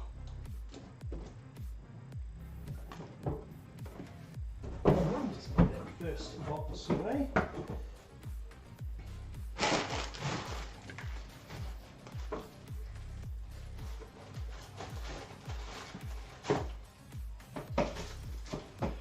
Right, so here we go. So for stage 3, we have 1, 2, 3 big bags and 2 smaller bags. So I have come a little bit more prepared for this particular scenario, and I have not 1, but 2 part build trays. Yes, I actually really do want to. Absolutely do want to. So let's open these. Let's move into these. Hey, at least we get some minifigs to play with this time.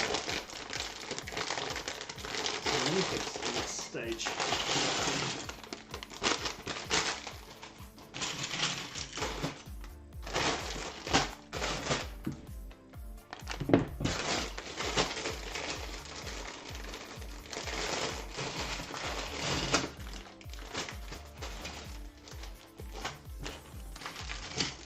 Pull out these little bags as well.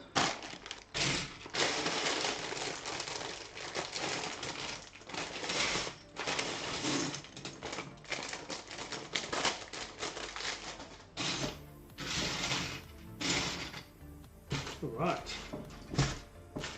That giant tray and that giant tray. Now I think I'm going to need some more smaller building receptacles. And I think I'm going to need to do a little bit of hydration. Bear with me just a second.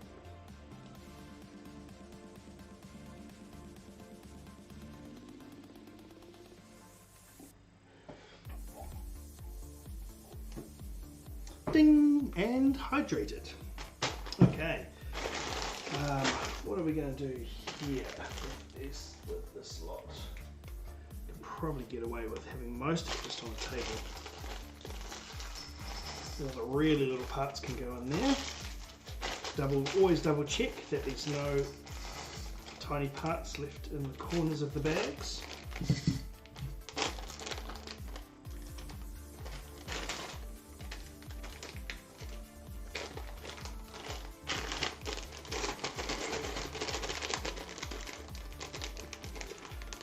It's an Ankylosaurus, yeah, the frame. Yeah, actually, yeah, Caitlin, if you want to bring some up, just a couple more of, maybe two more of those, that would be grand. Let me just grab the door so you can actually get in.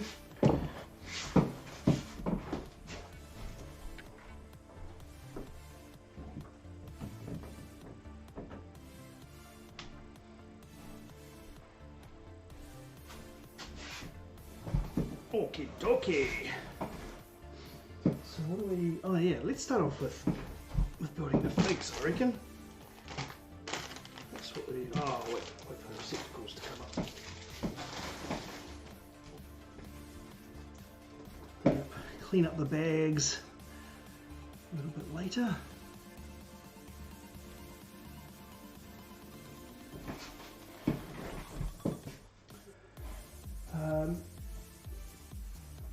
Yeah, so I guess this next stage is really just filling it out a little bit.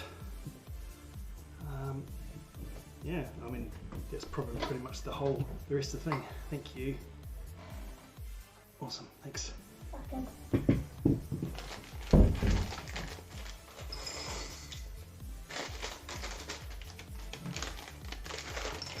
Ah, there we go. That'll be much more manageable. Thank you so much, Caitlin. Thank you, thank you, thank you.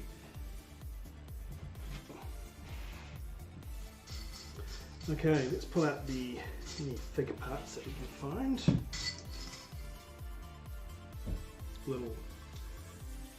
Tiny little porg head.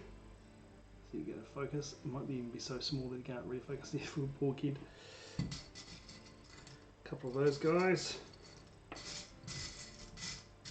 What other figs have we got in here?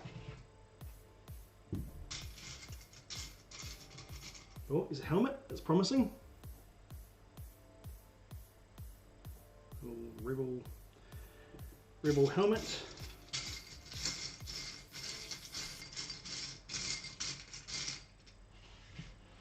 Oh, no heads that I can see. I'm sure there will be heads somewhere.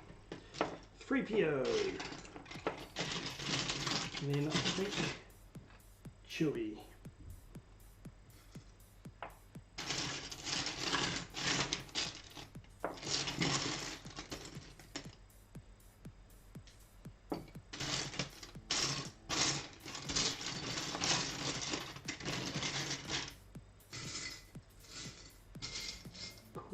Cool. Right, let's see what we've got here.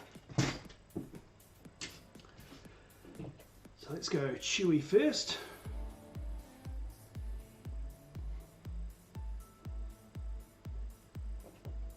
It's interesting how they've got this entire Chewbacca torso to go over here.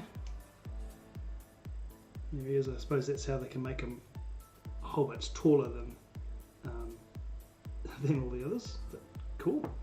And now he's got a little stud shooter. He does too. Here's the stud shooter thingy. Stud shooter firing pin, I guess you could call it. Here it is.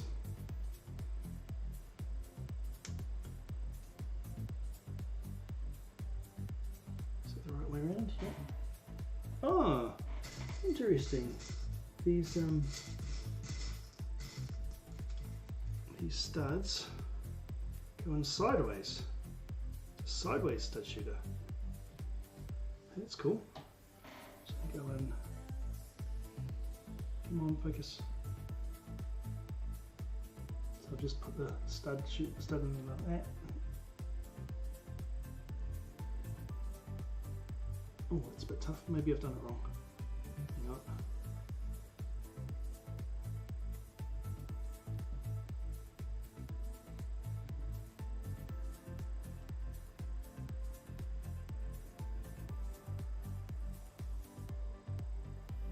Have I done that wrong? No, I think that's right. It's just not really firing as such. Oh no, it does fire. I just am being overly cautious because I don't want it to go firing off into into oblivion.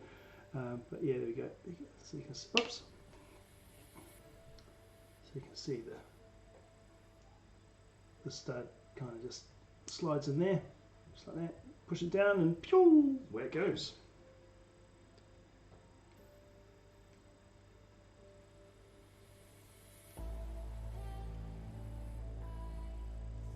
It's Chewie with his crossbow stud shooter thingy. Nice, very nice.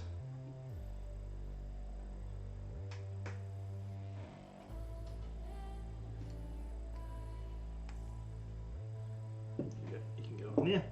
Oops. While 3PO gets assembled. There shouldn't be much to him. Then just got to find his head somewhere. There he is. Oh dear. Oh dear, he says. Where is it? There you go.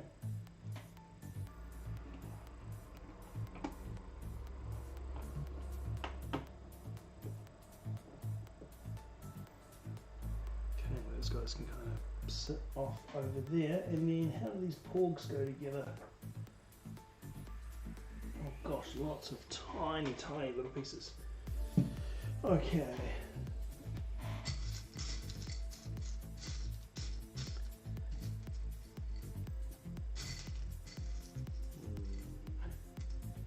Two.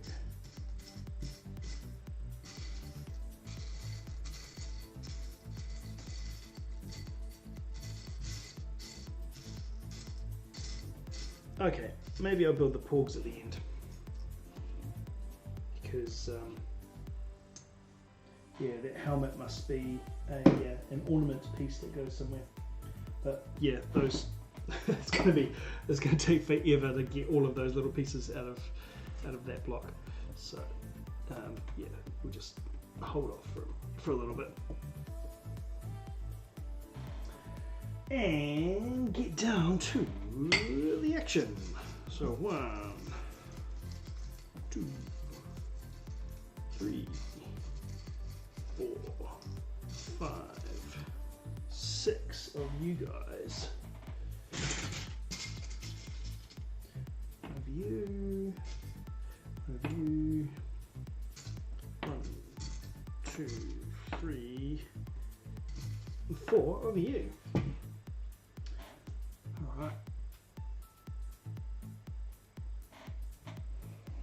Bring the Yankee over here. As Caitlin said, it kind of looks a little bit like an Ankylosaurus from Ark. Which I would have to agree. Kind of does look a bit Ankylosaurus-y. That's the official term, by the way. The technical term. Yes, I do. Also, I do already have a C3PO. You are correct, Jody. I got one in with a tent of 4. Yes, and I think Caitlin got one with her Luke's land speeder. Maybe. She got, yeah, I'm sure she got one in her set as well. How long do I think the stream will go on for? I think maybe another 15 minutes or so, 15 to 20 minutes, and then I think we might call it a day. So not too much longer. We'll just get a little way into this next stage. Now that we've opened up all of the bags for the stage, make a little bit of a head start on it. Oh, right now I'm trying to find where these half pins go, I should say.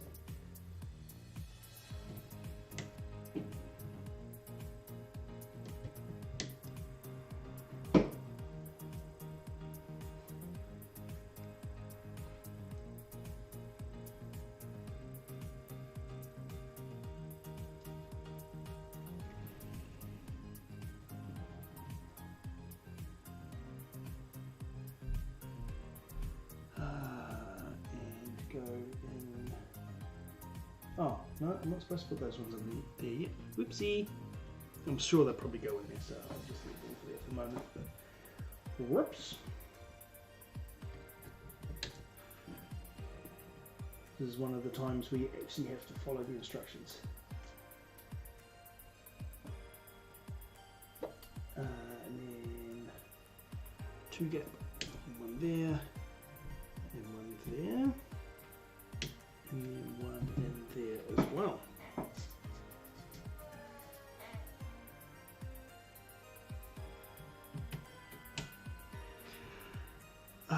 Oh, the one with the round head, the pork. No, actually I don't. I don't think I have any of those heads. Yeah. Don't think so.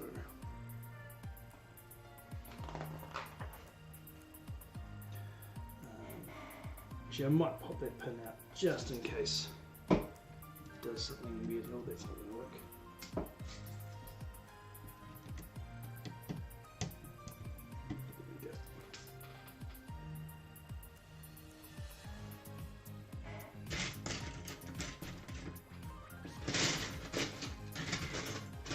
Tell you what, I'm really looking forward to putting some of these big plates on. That's for sure.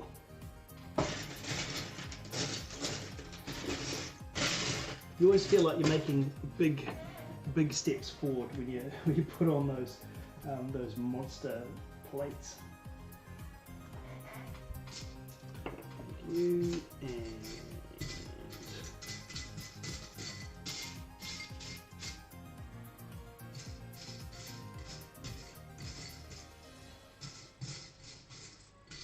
where's the other white, roundy, slopey bit gone? One of them.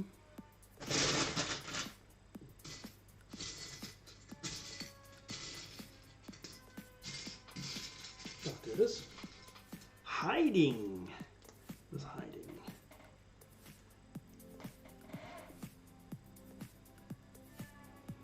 Okay, just put that bit together,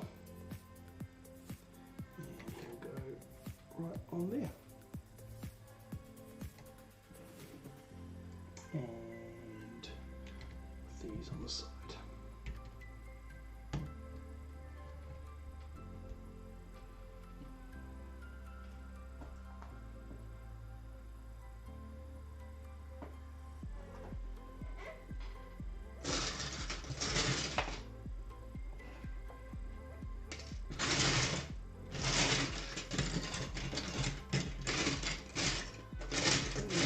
Need to find some, oh, here they are, some tiles, right here, right in front of my face.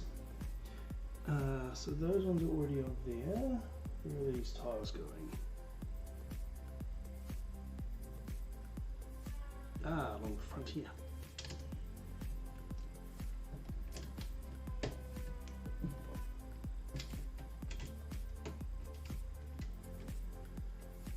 Okay, so there's two of them there, and where does that one go? This side. Nice. Jolly good. Isn't the dinosaur from Jurassic Park? Isn't the head from the Y-wing? Oh, from the U-wing. No, slightly different. Slightly different. I think I get why they kind of look a little bit similar, but no, it is a little bit different. The dinosaur from Jurassic Park, I don't think the Ankylosaurus was on Jurassic Park, but it has been.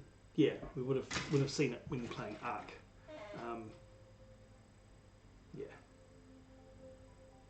kind of like short, stubby legs, big tail with a big like thing on it, spiky thing. Okay, 1, 2, 3.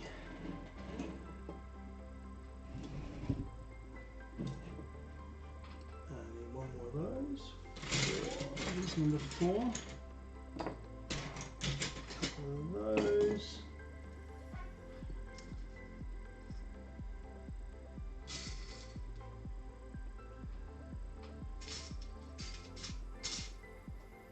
Which bits am I looking for? These guys. Let me do what I need for. 1, 2, 3, and 4, and a couple of 2x2 tiles. Okay, now build 2 of these little structures. All right.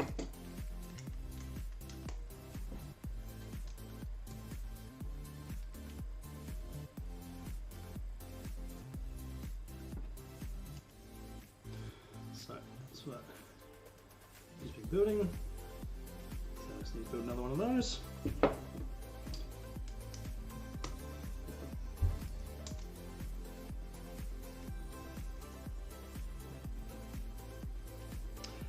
Oh, great question. How far into the book am I?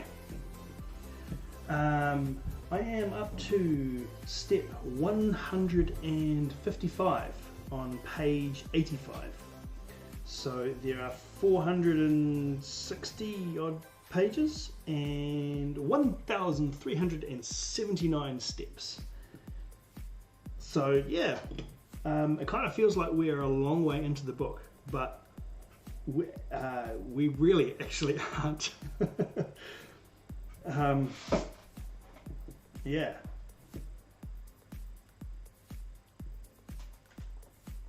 Yes, well, yeah, it does, yeah.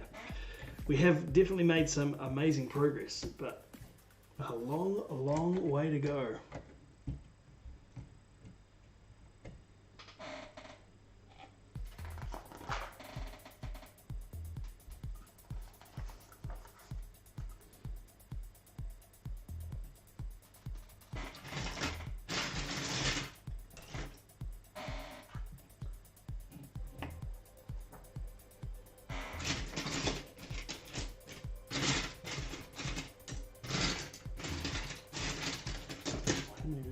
Oh, I need one of those. Okay. I should get these over here so you guys can see what I'm looking for. Okay, and a black cheese wedge. No, not you.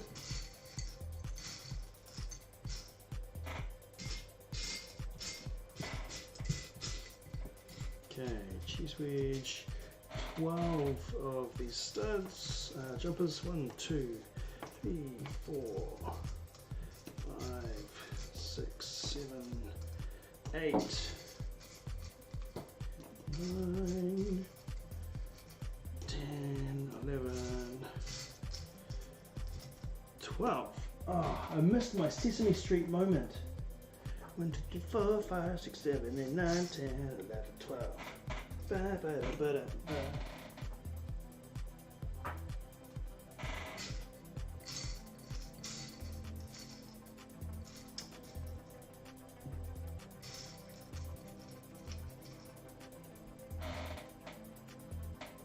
those are the bits that we need. It actually gets a bit tricky when you're looking at the left-hand side of the book, because you've actually got to look so far away. Often I've got to lift up the pages so I can actually see what's going on. Okay, so this guy goes up here.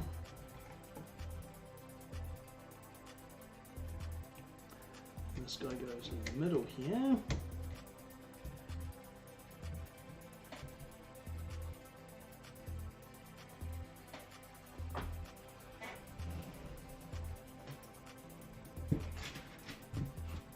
I think I'm going to have to be doing zooming and shifting in and out, because otherwise you guys aren't going to get to see what's really going on, because it's so big. It's so big.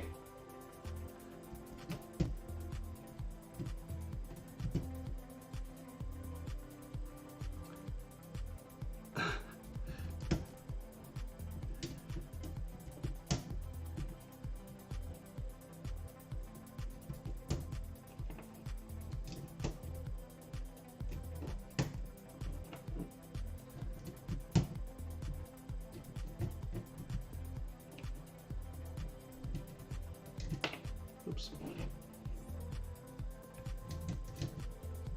Oh gosh, it really doesn't want to go on, does it?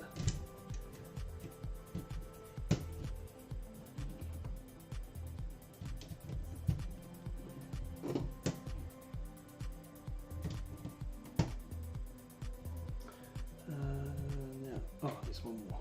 I was like, it's a little bit short, but there was missing one. Right, and then over here.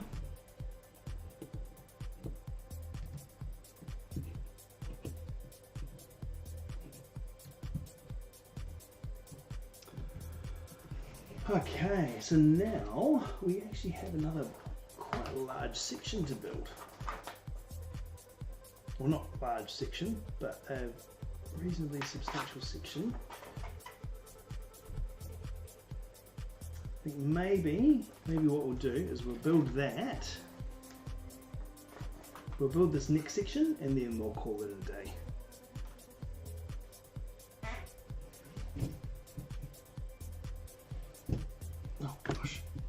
so big it just is in the way. Right, I might be able to hopefully.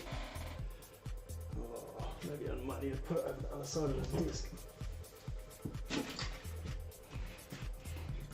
So big that it just stays in frame the whole time.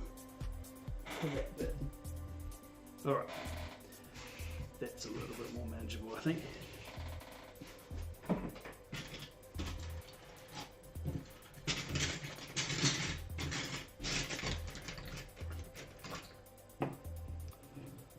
Where is it?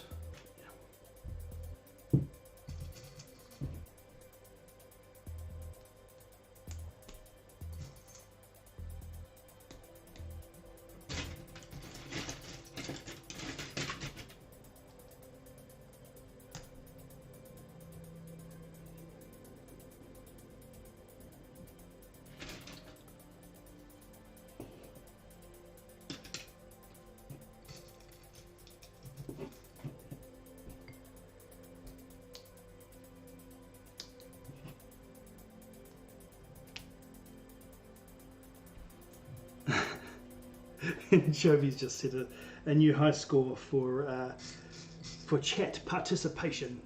Nice work, Joves. Nice work.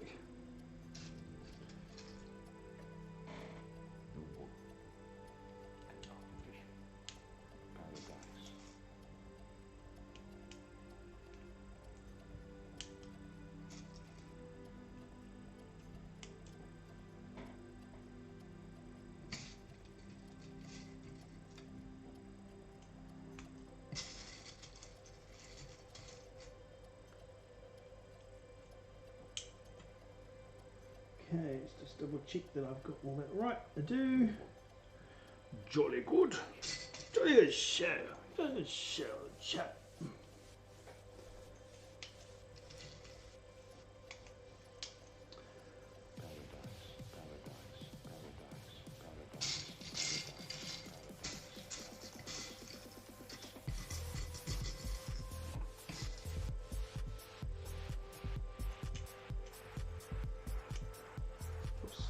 Right. Here we go. It's better.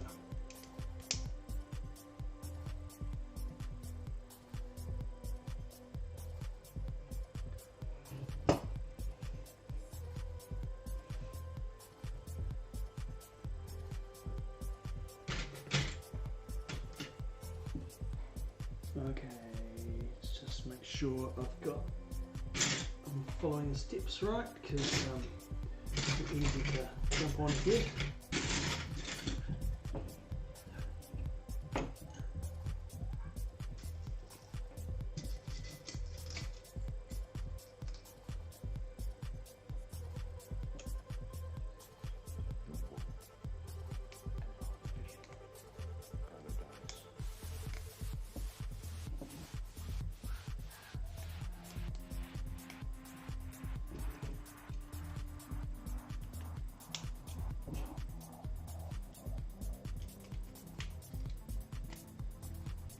Okay, and there we go, that bit.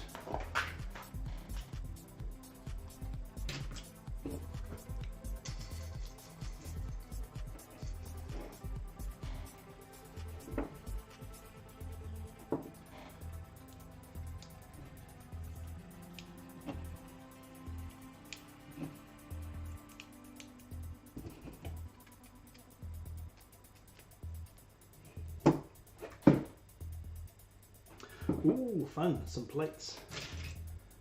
There's some. It's weird how much enjoyment I get about putting big plates on. We all have our special pieces which we kind of look forward to actually placing on the model, right?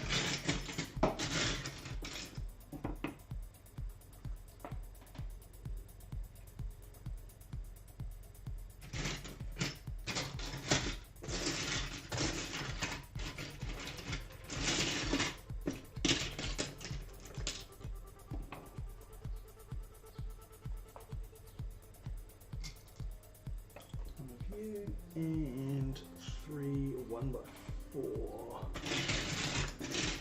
That's flip this guy over.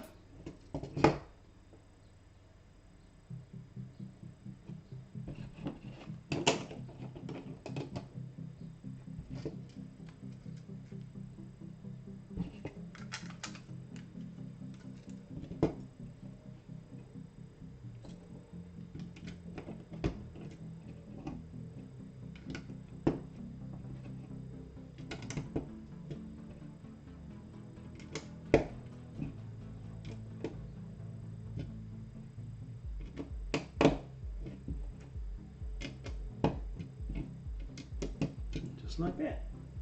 And back over the other way. And this guy.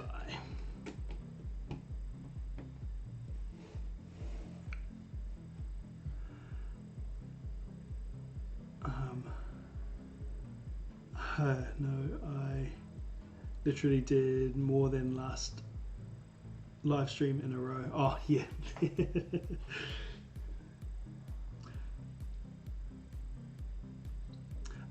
I don't think this is the cockpit. I think this is just like one of the sections that sort of sits inside one of the the holes, the pockets that we've created. But we will, I'm sure we will soon see.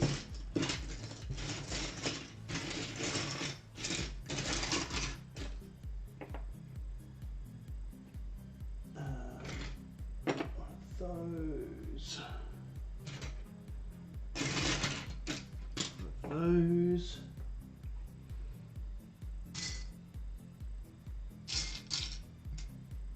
And one of those.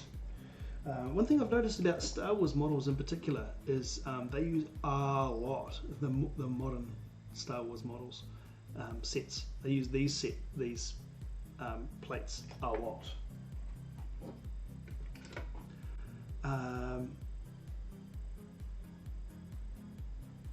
Yeah, plates take up more space, which makes it go quicker. The cockpit is the basically the pilot's area that they sit in to fly. So generally it is referred to when it's something, a vehicle that flies, so an aircraft or a spaceship. Ryan says adding big plates is my favourite too. And also the small 1x1 quarter round tiles. Ah, yep, fair enough. Yeah, because you can make some pretty cool patterns in that lot. Maybe the smuggling compartments. I think you might be onto something there. I think that's entirely possible. That's the smuggling compartments. Right, flip it over again.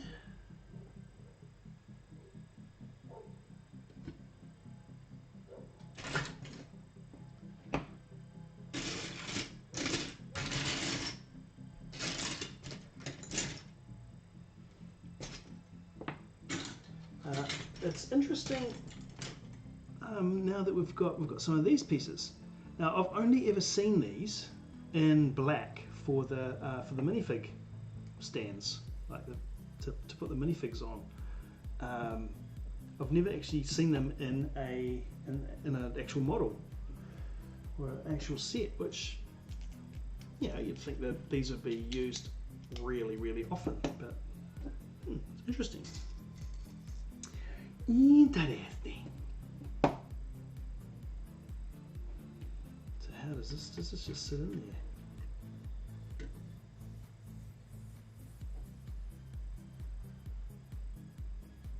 Hang on, just give me a second. Oh right, that sits in there and we'll slide along to there. Okay, yes. Yes, smuggling compartments indeed. Good call. Good call, good call.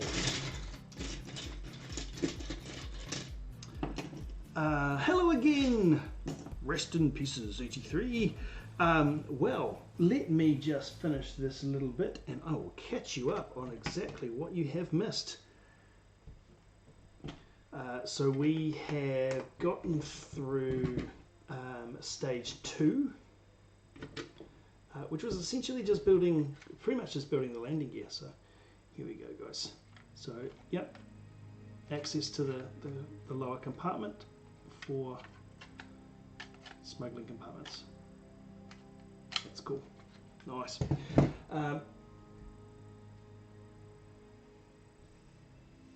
So this is where the mainframe is at. It's looking pretty good, but yeah, we got through all of the landing gear. So the landing gear was pretty much all of stage 2.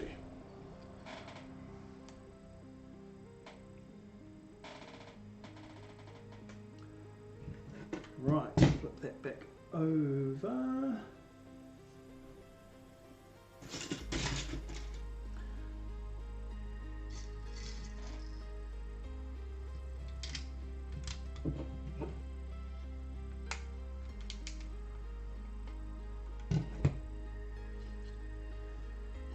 Now we get to build a kind of like a little bit of an actuator thing.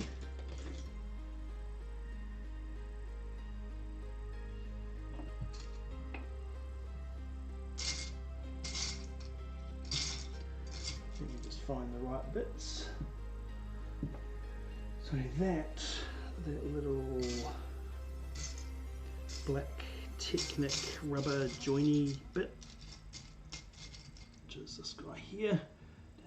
These bits are kind of interesting. It's just like a soft rubber.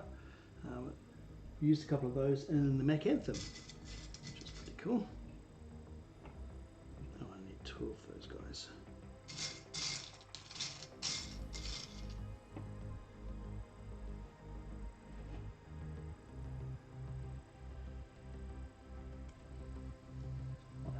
Might help if I put that the right way around. Gosh, tripping over my words today.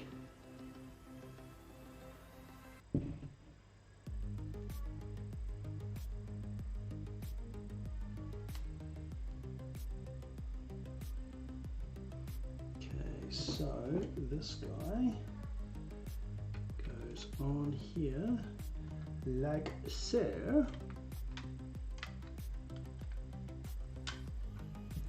Interesting to see how that plays out. Right, almost done. Almost done with this section.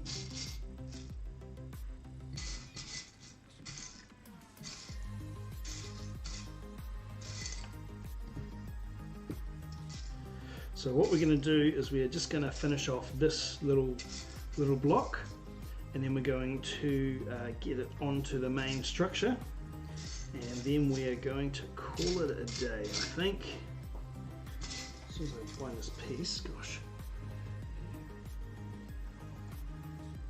Those, and make one of them.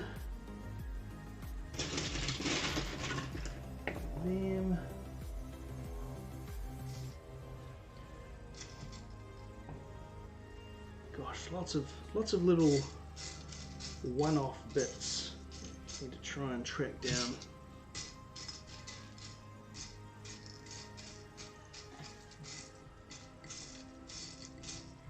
Excuse the lack of conversation.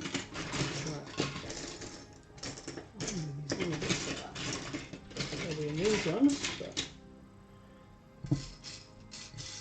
where have you gone? Where have you gone, little guys? Oh, there we go. There's one. I think I need 2 of them. Yep.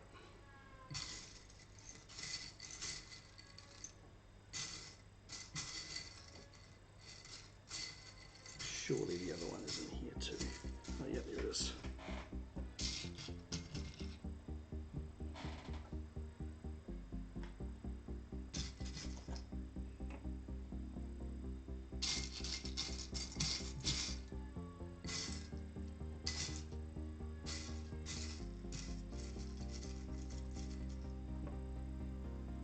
Okay, I think that's all the pieces we need. Oh no, also some little, gosh, I don't even know what they're called, wands, pipe things. Oh, right there.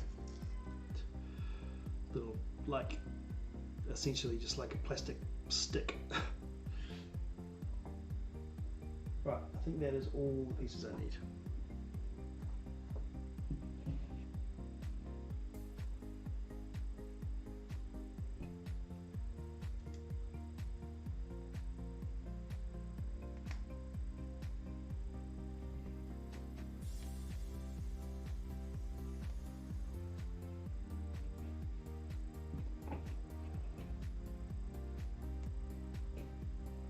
So yes, you are just in time to see the last little bit for the stream. Oh, did I need another one of those? Oh, I didn't get one out. Right.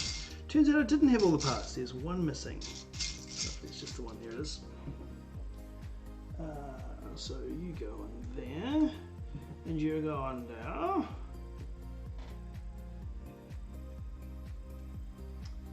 Upwards, and you go down in there.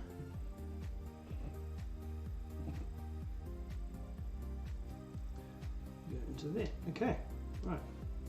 So it's a really kind of awkward looking little thing, but I'm sure it will be very, very practical. So let me just see how it's supposed to go on.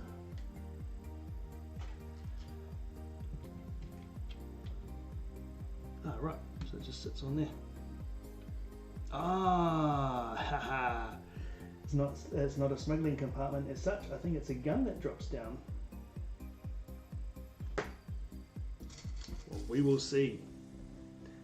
The truth will be revealed.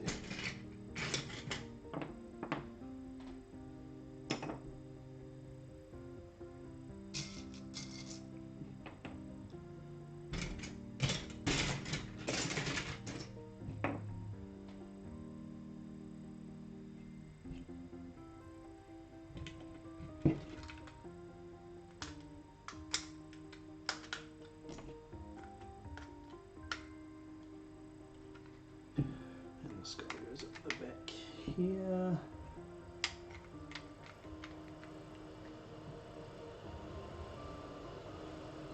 Oh, it's rain outside. Crikey. Sounded like there was a car pulling up just outside the, like literally right outside the window. It's like, what the heck? It's rain. Wow. Don't feel so bad about being inside building Lego now. What better thing to do is there on a rainy day than build a Lego, especially Millennium Falcon Lego, because I mean, like, Millennium Falcon Lego is different from other Lego, right?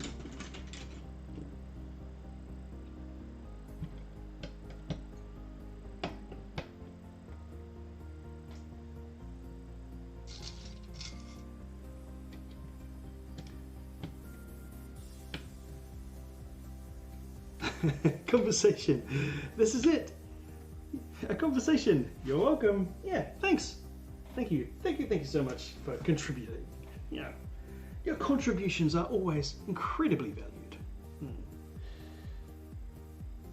Okay, here we go. Pull over the main structure. Now this is going to be going in this area, so that looks okay. Now, gosh, it seems like there's pins going in left, right, and center. So this kind of should slot in somehow. Maybe come in from up from underneath. Yep, that makes sense. And how far over does it go? Goes into one more. Now, what's it catching on? Goes there.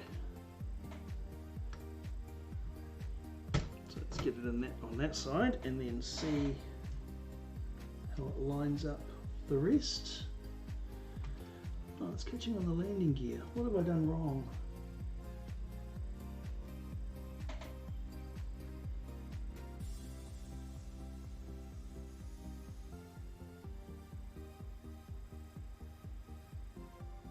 Just a second, hold the line, caller.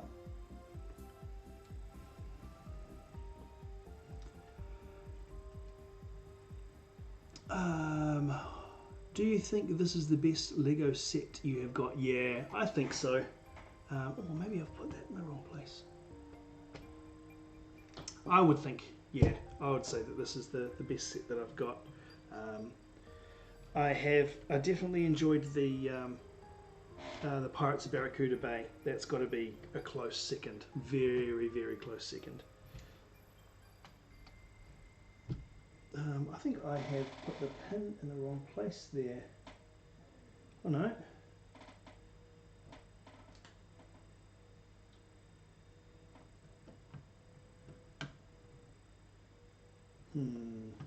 Something's not quite right here.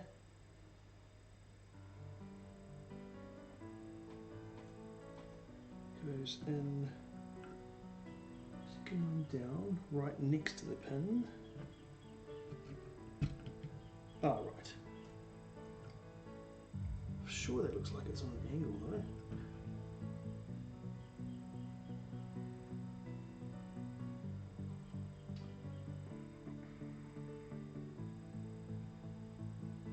Okay, oh well, it's supposed to go in there, so let's stick it in there.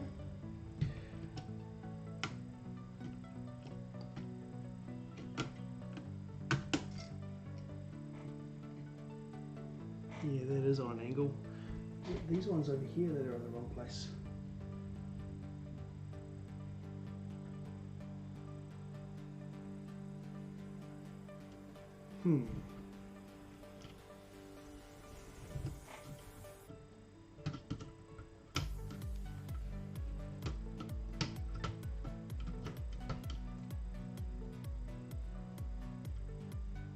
Okay, oh well, that is what it is. I'll double check to see whether that is a mistake somewhere along the line. I don't think it is. I think it's a might be a mistake in the instructions. I don't know. I don't know.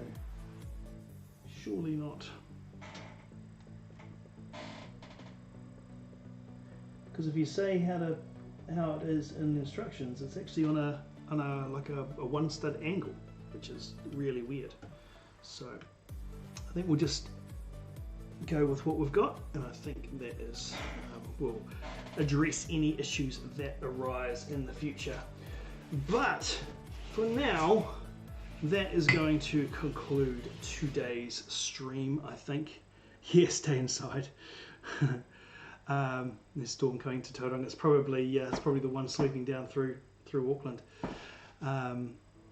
But yeah, Voltwiller, I think I think I have said that the Pirates of Barracuda Bay was definitely my my most favourite set ever to build. I'm reserving my judgment on the Millennium Falcon until I've actually finished building it, before I officially say that the Barracuda Bay set has lost its crown as being my favourite set ever. But yeah, I highly recommend that set. It's really, really fun to put together. It really, really is. But that will conclude our stream. So I thank you guys so much. Ladies and gentlemen, thank you so much for coming and hanging out. Let's zoom this out so we can actually see the progress that has been made on today's stream. It's looking good. It really does, like Caitlin mentioned, it really does look like a Ankylosaurus frame, which is pretty funny. But yes, the build is looking great. I am so stoked with actually having this set and being able to build it. So we have gotten through stages 1 and 2. Stage 2 was essentially just the landing gear. We are partially into stage 3. As I said, thank you guys so much for coming and hanging out while I build this. It's much appreciated, and I love hanging out with you guys. So if there's anyone on the stream that that would like to come back and wants to know when I'm streaming next, I don't necessarily have set stream days. It's usually around Tuesday and Thursday, and then for the next few weeks I might be doing one on the weekend as well too, so UK and US can join in, especially US people. So make sure you subscribe to the channel and your notifications are on so that you will be notified when I actually set up the streams. But thank you guys, Vault Dweller, Rust in Pieces, Ryan, Joey and Caitlin, of course, Steve, and Rich and Jonathan from the US, and Joshua and Evie. All of you guys, thank you so much for coming and hanging out. Love you guys. Talk to you soon. See you on the next stream. I'm the Vintage Brick. Go out, be awesome, and I'll see you next time.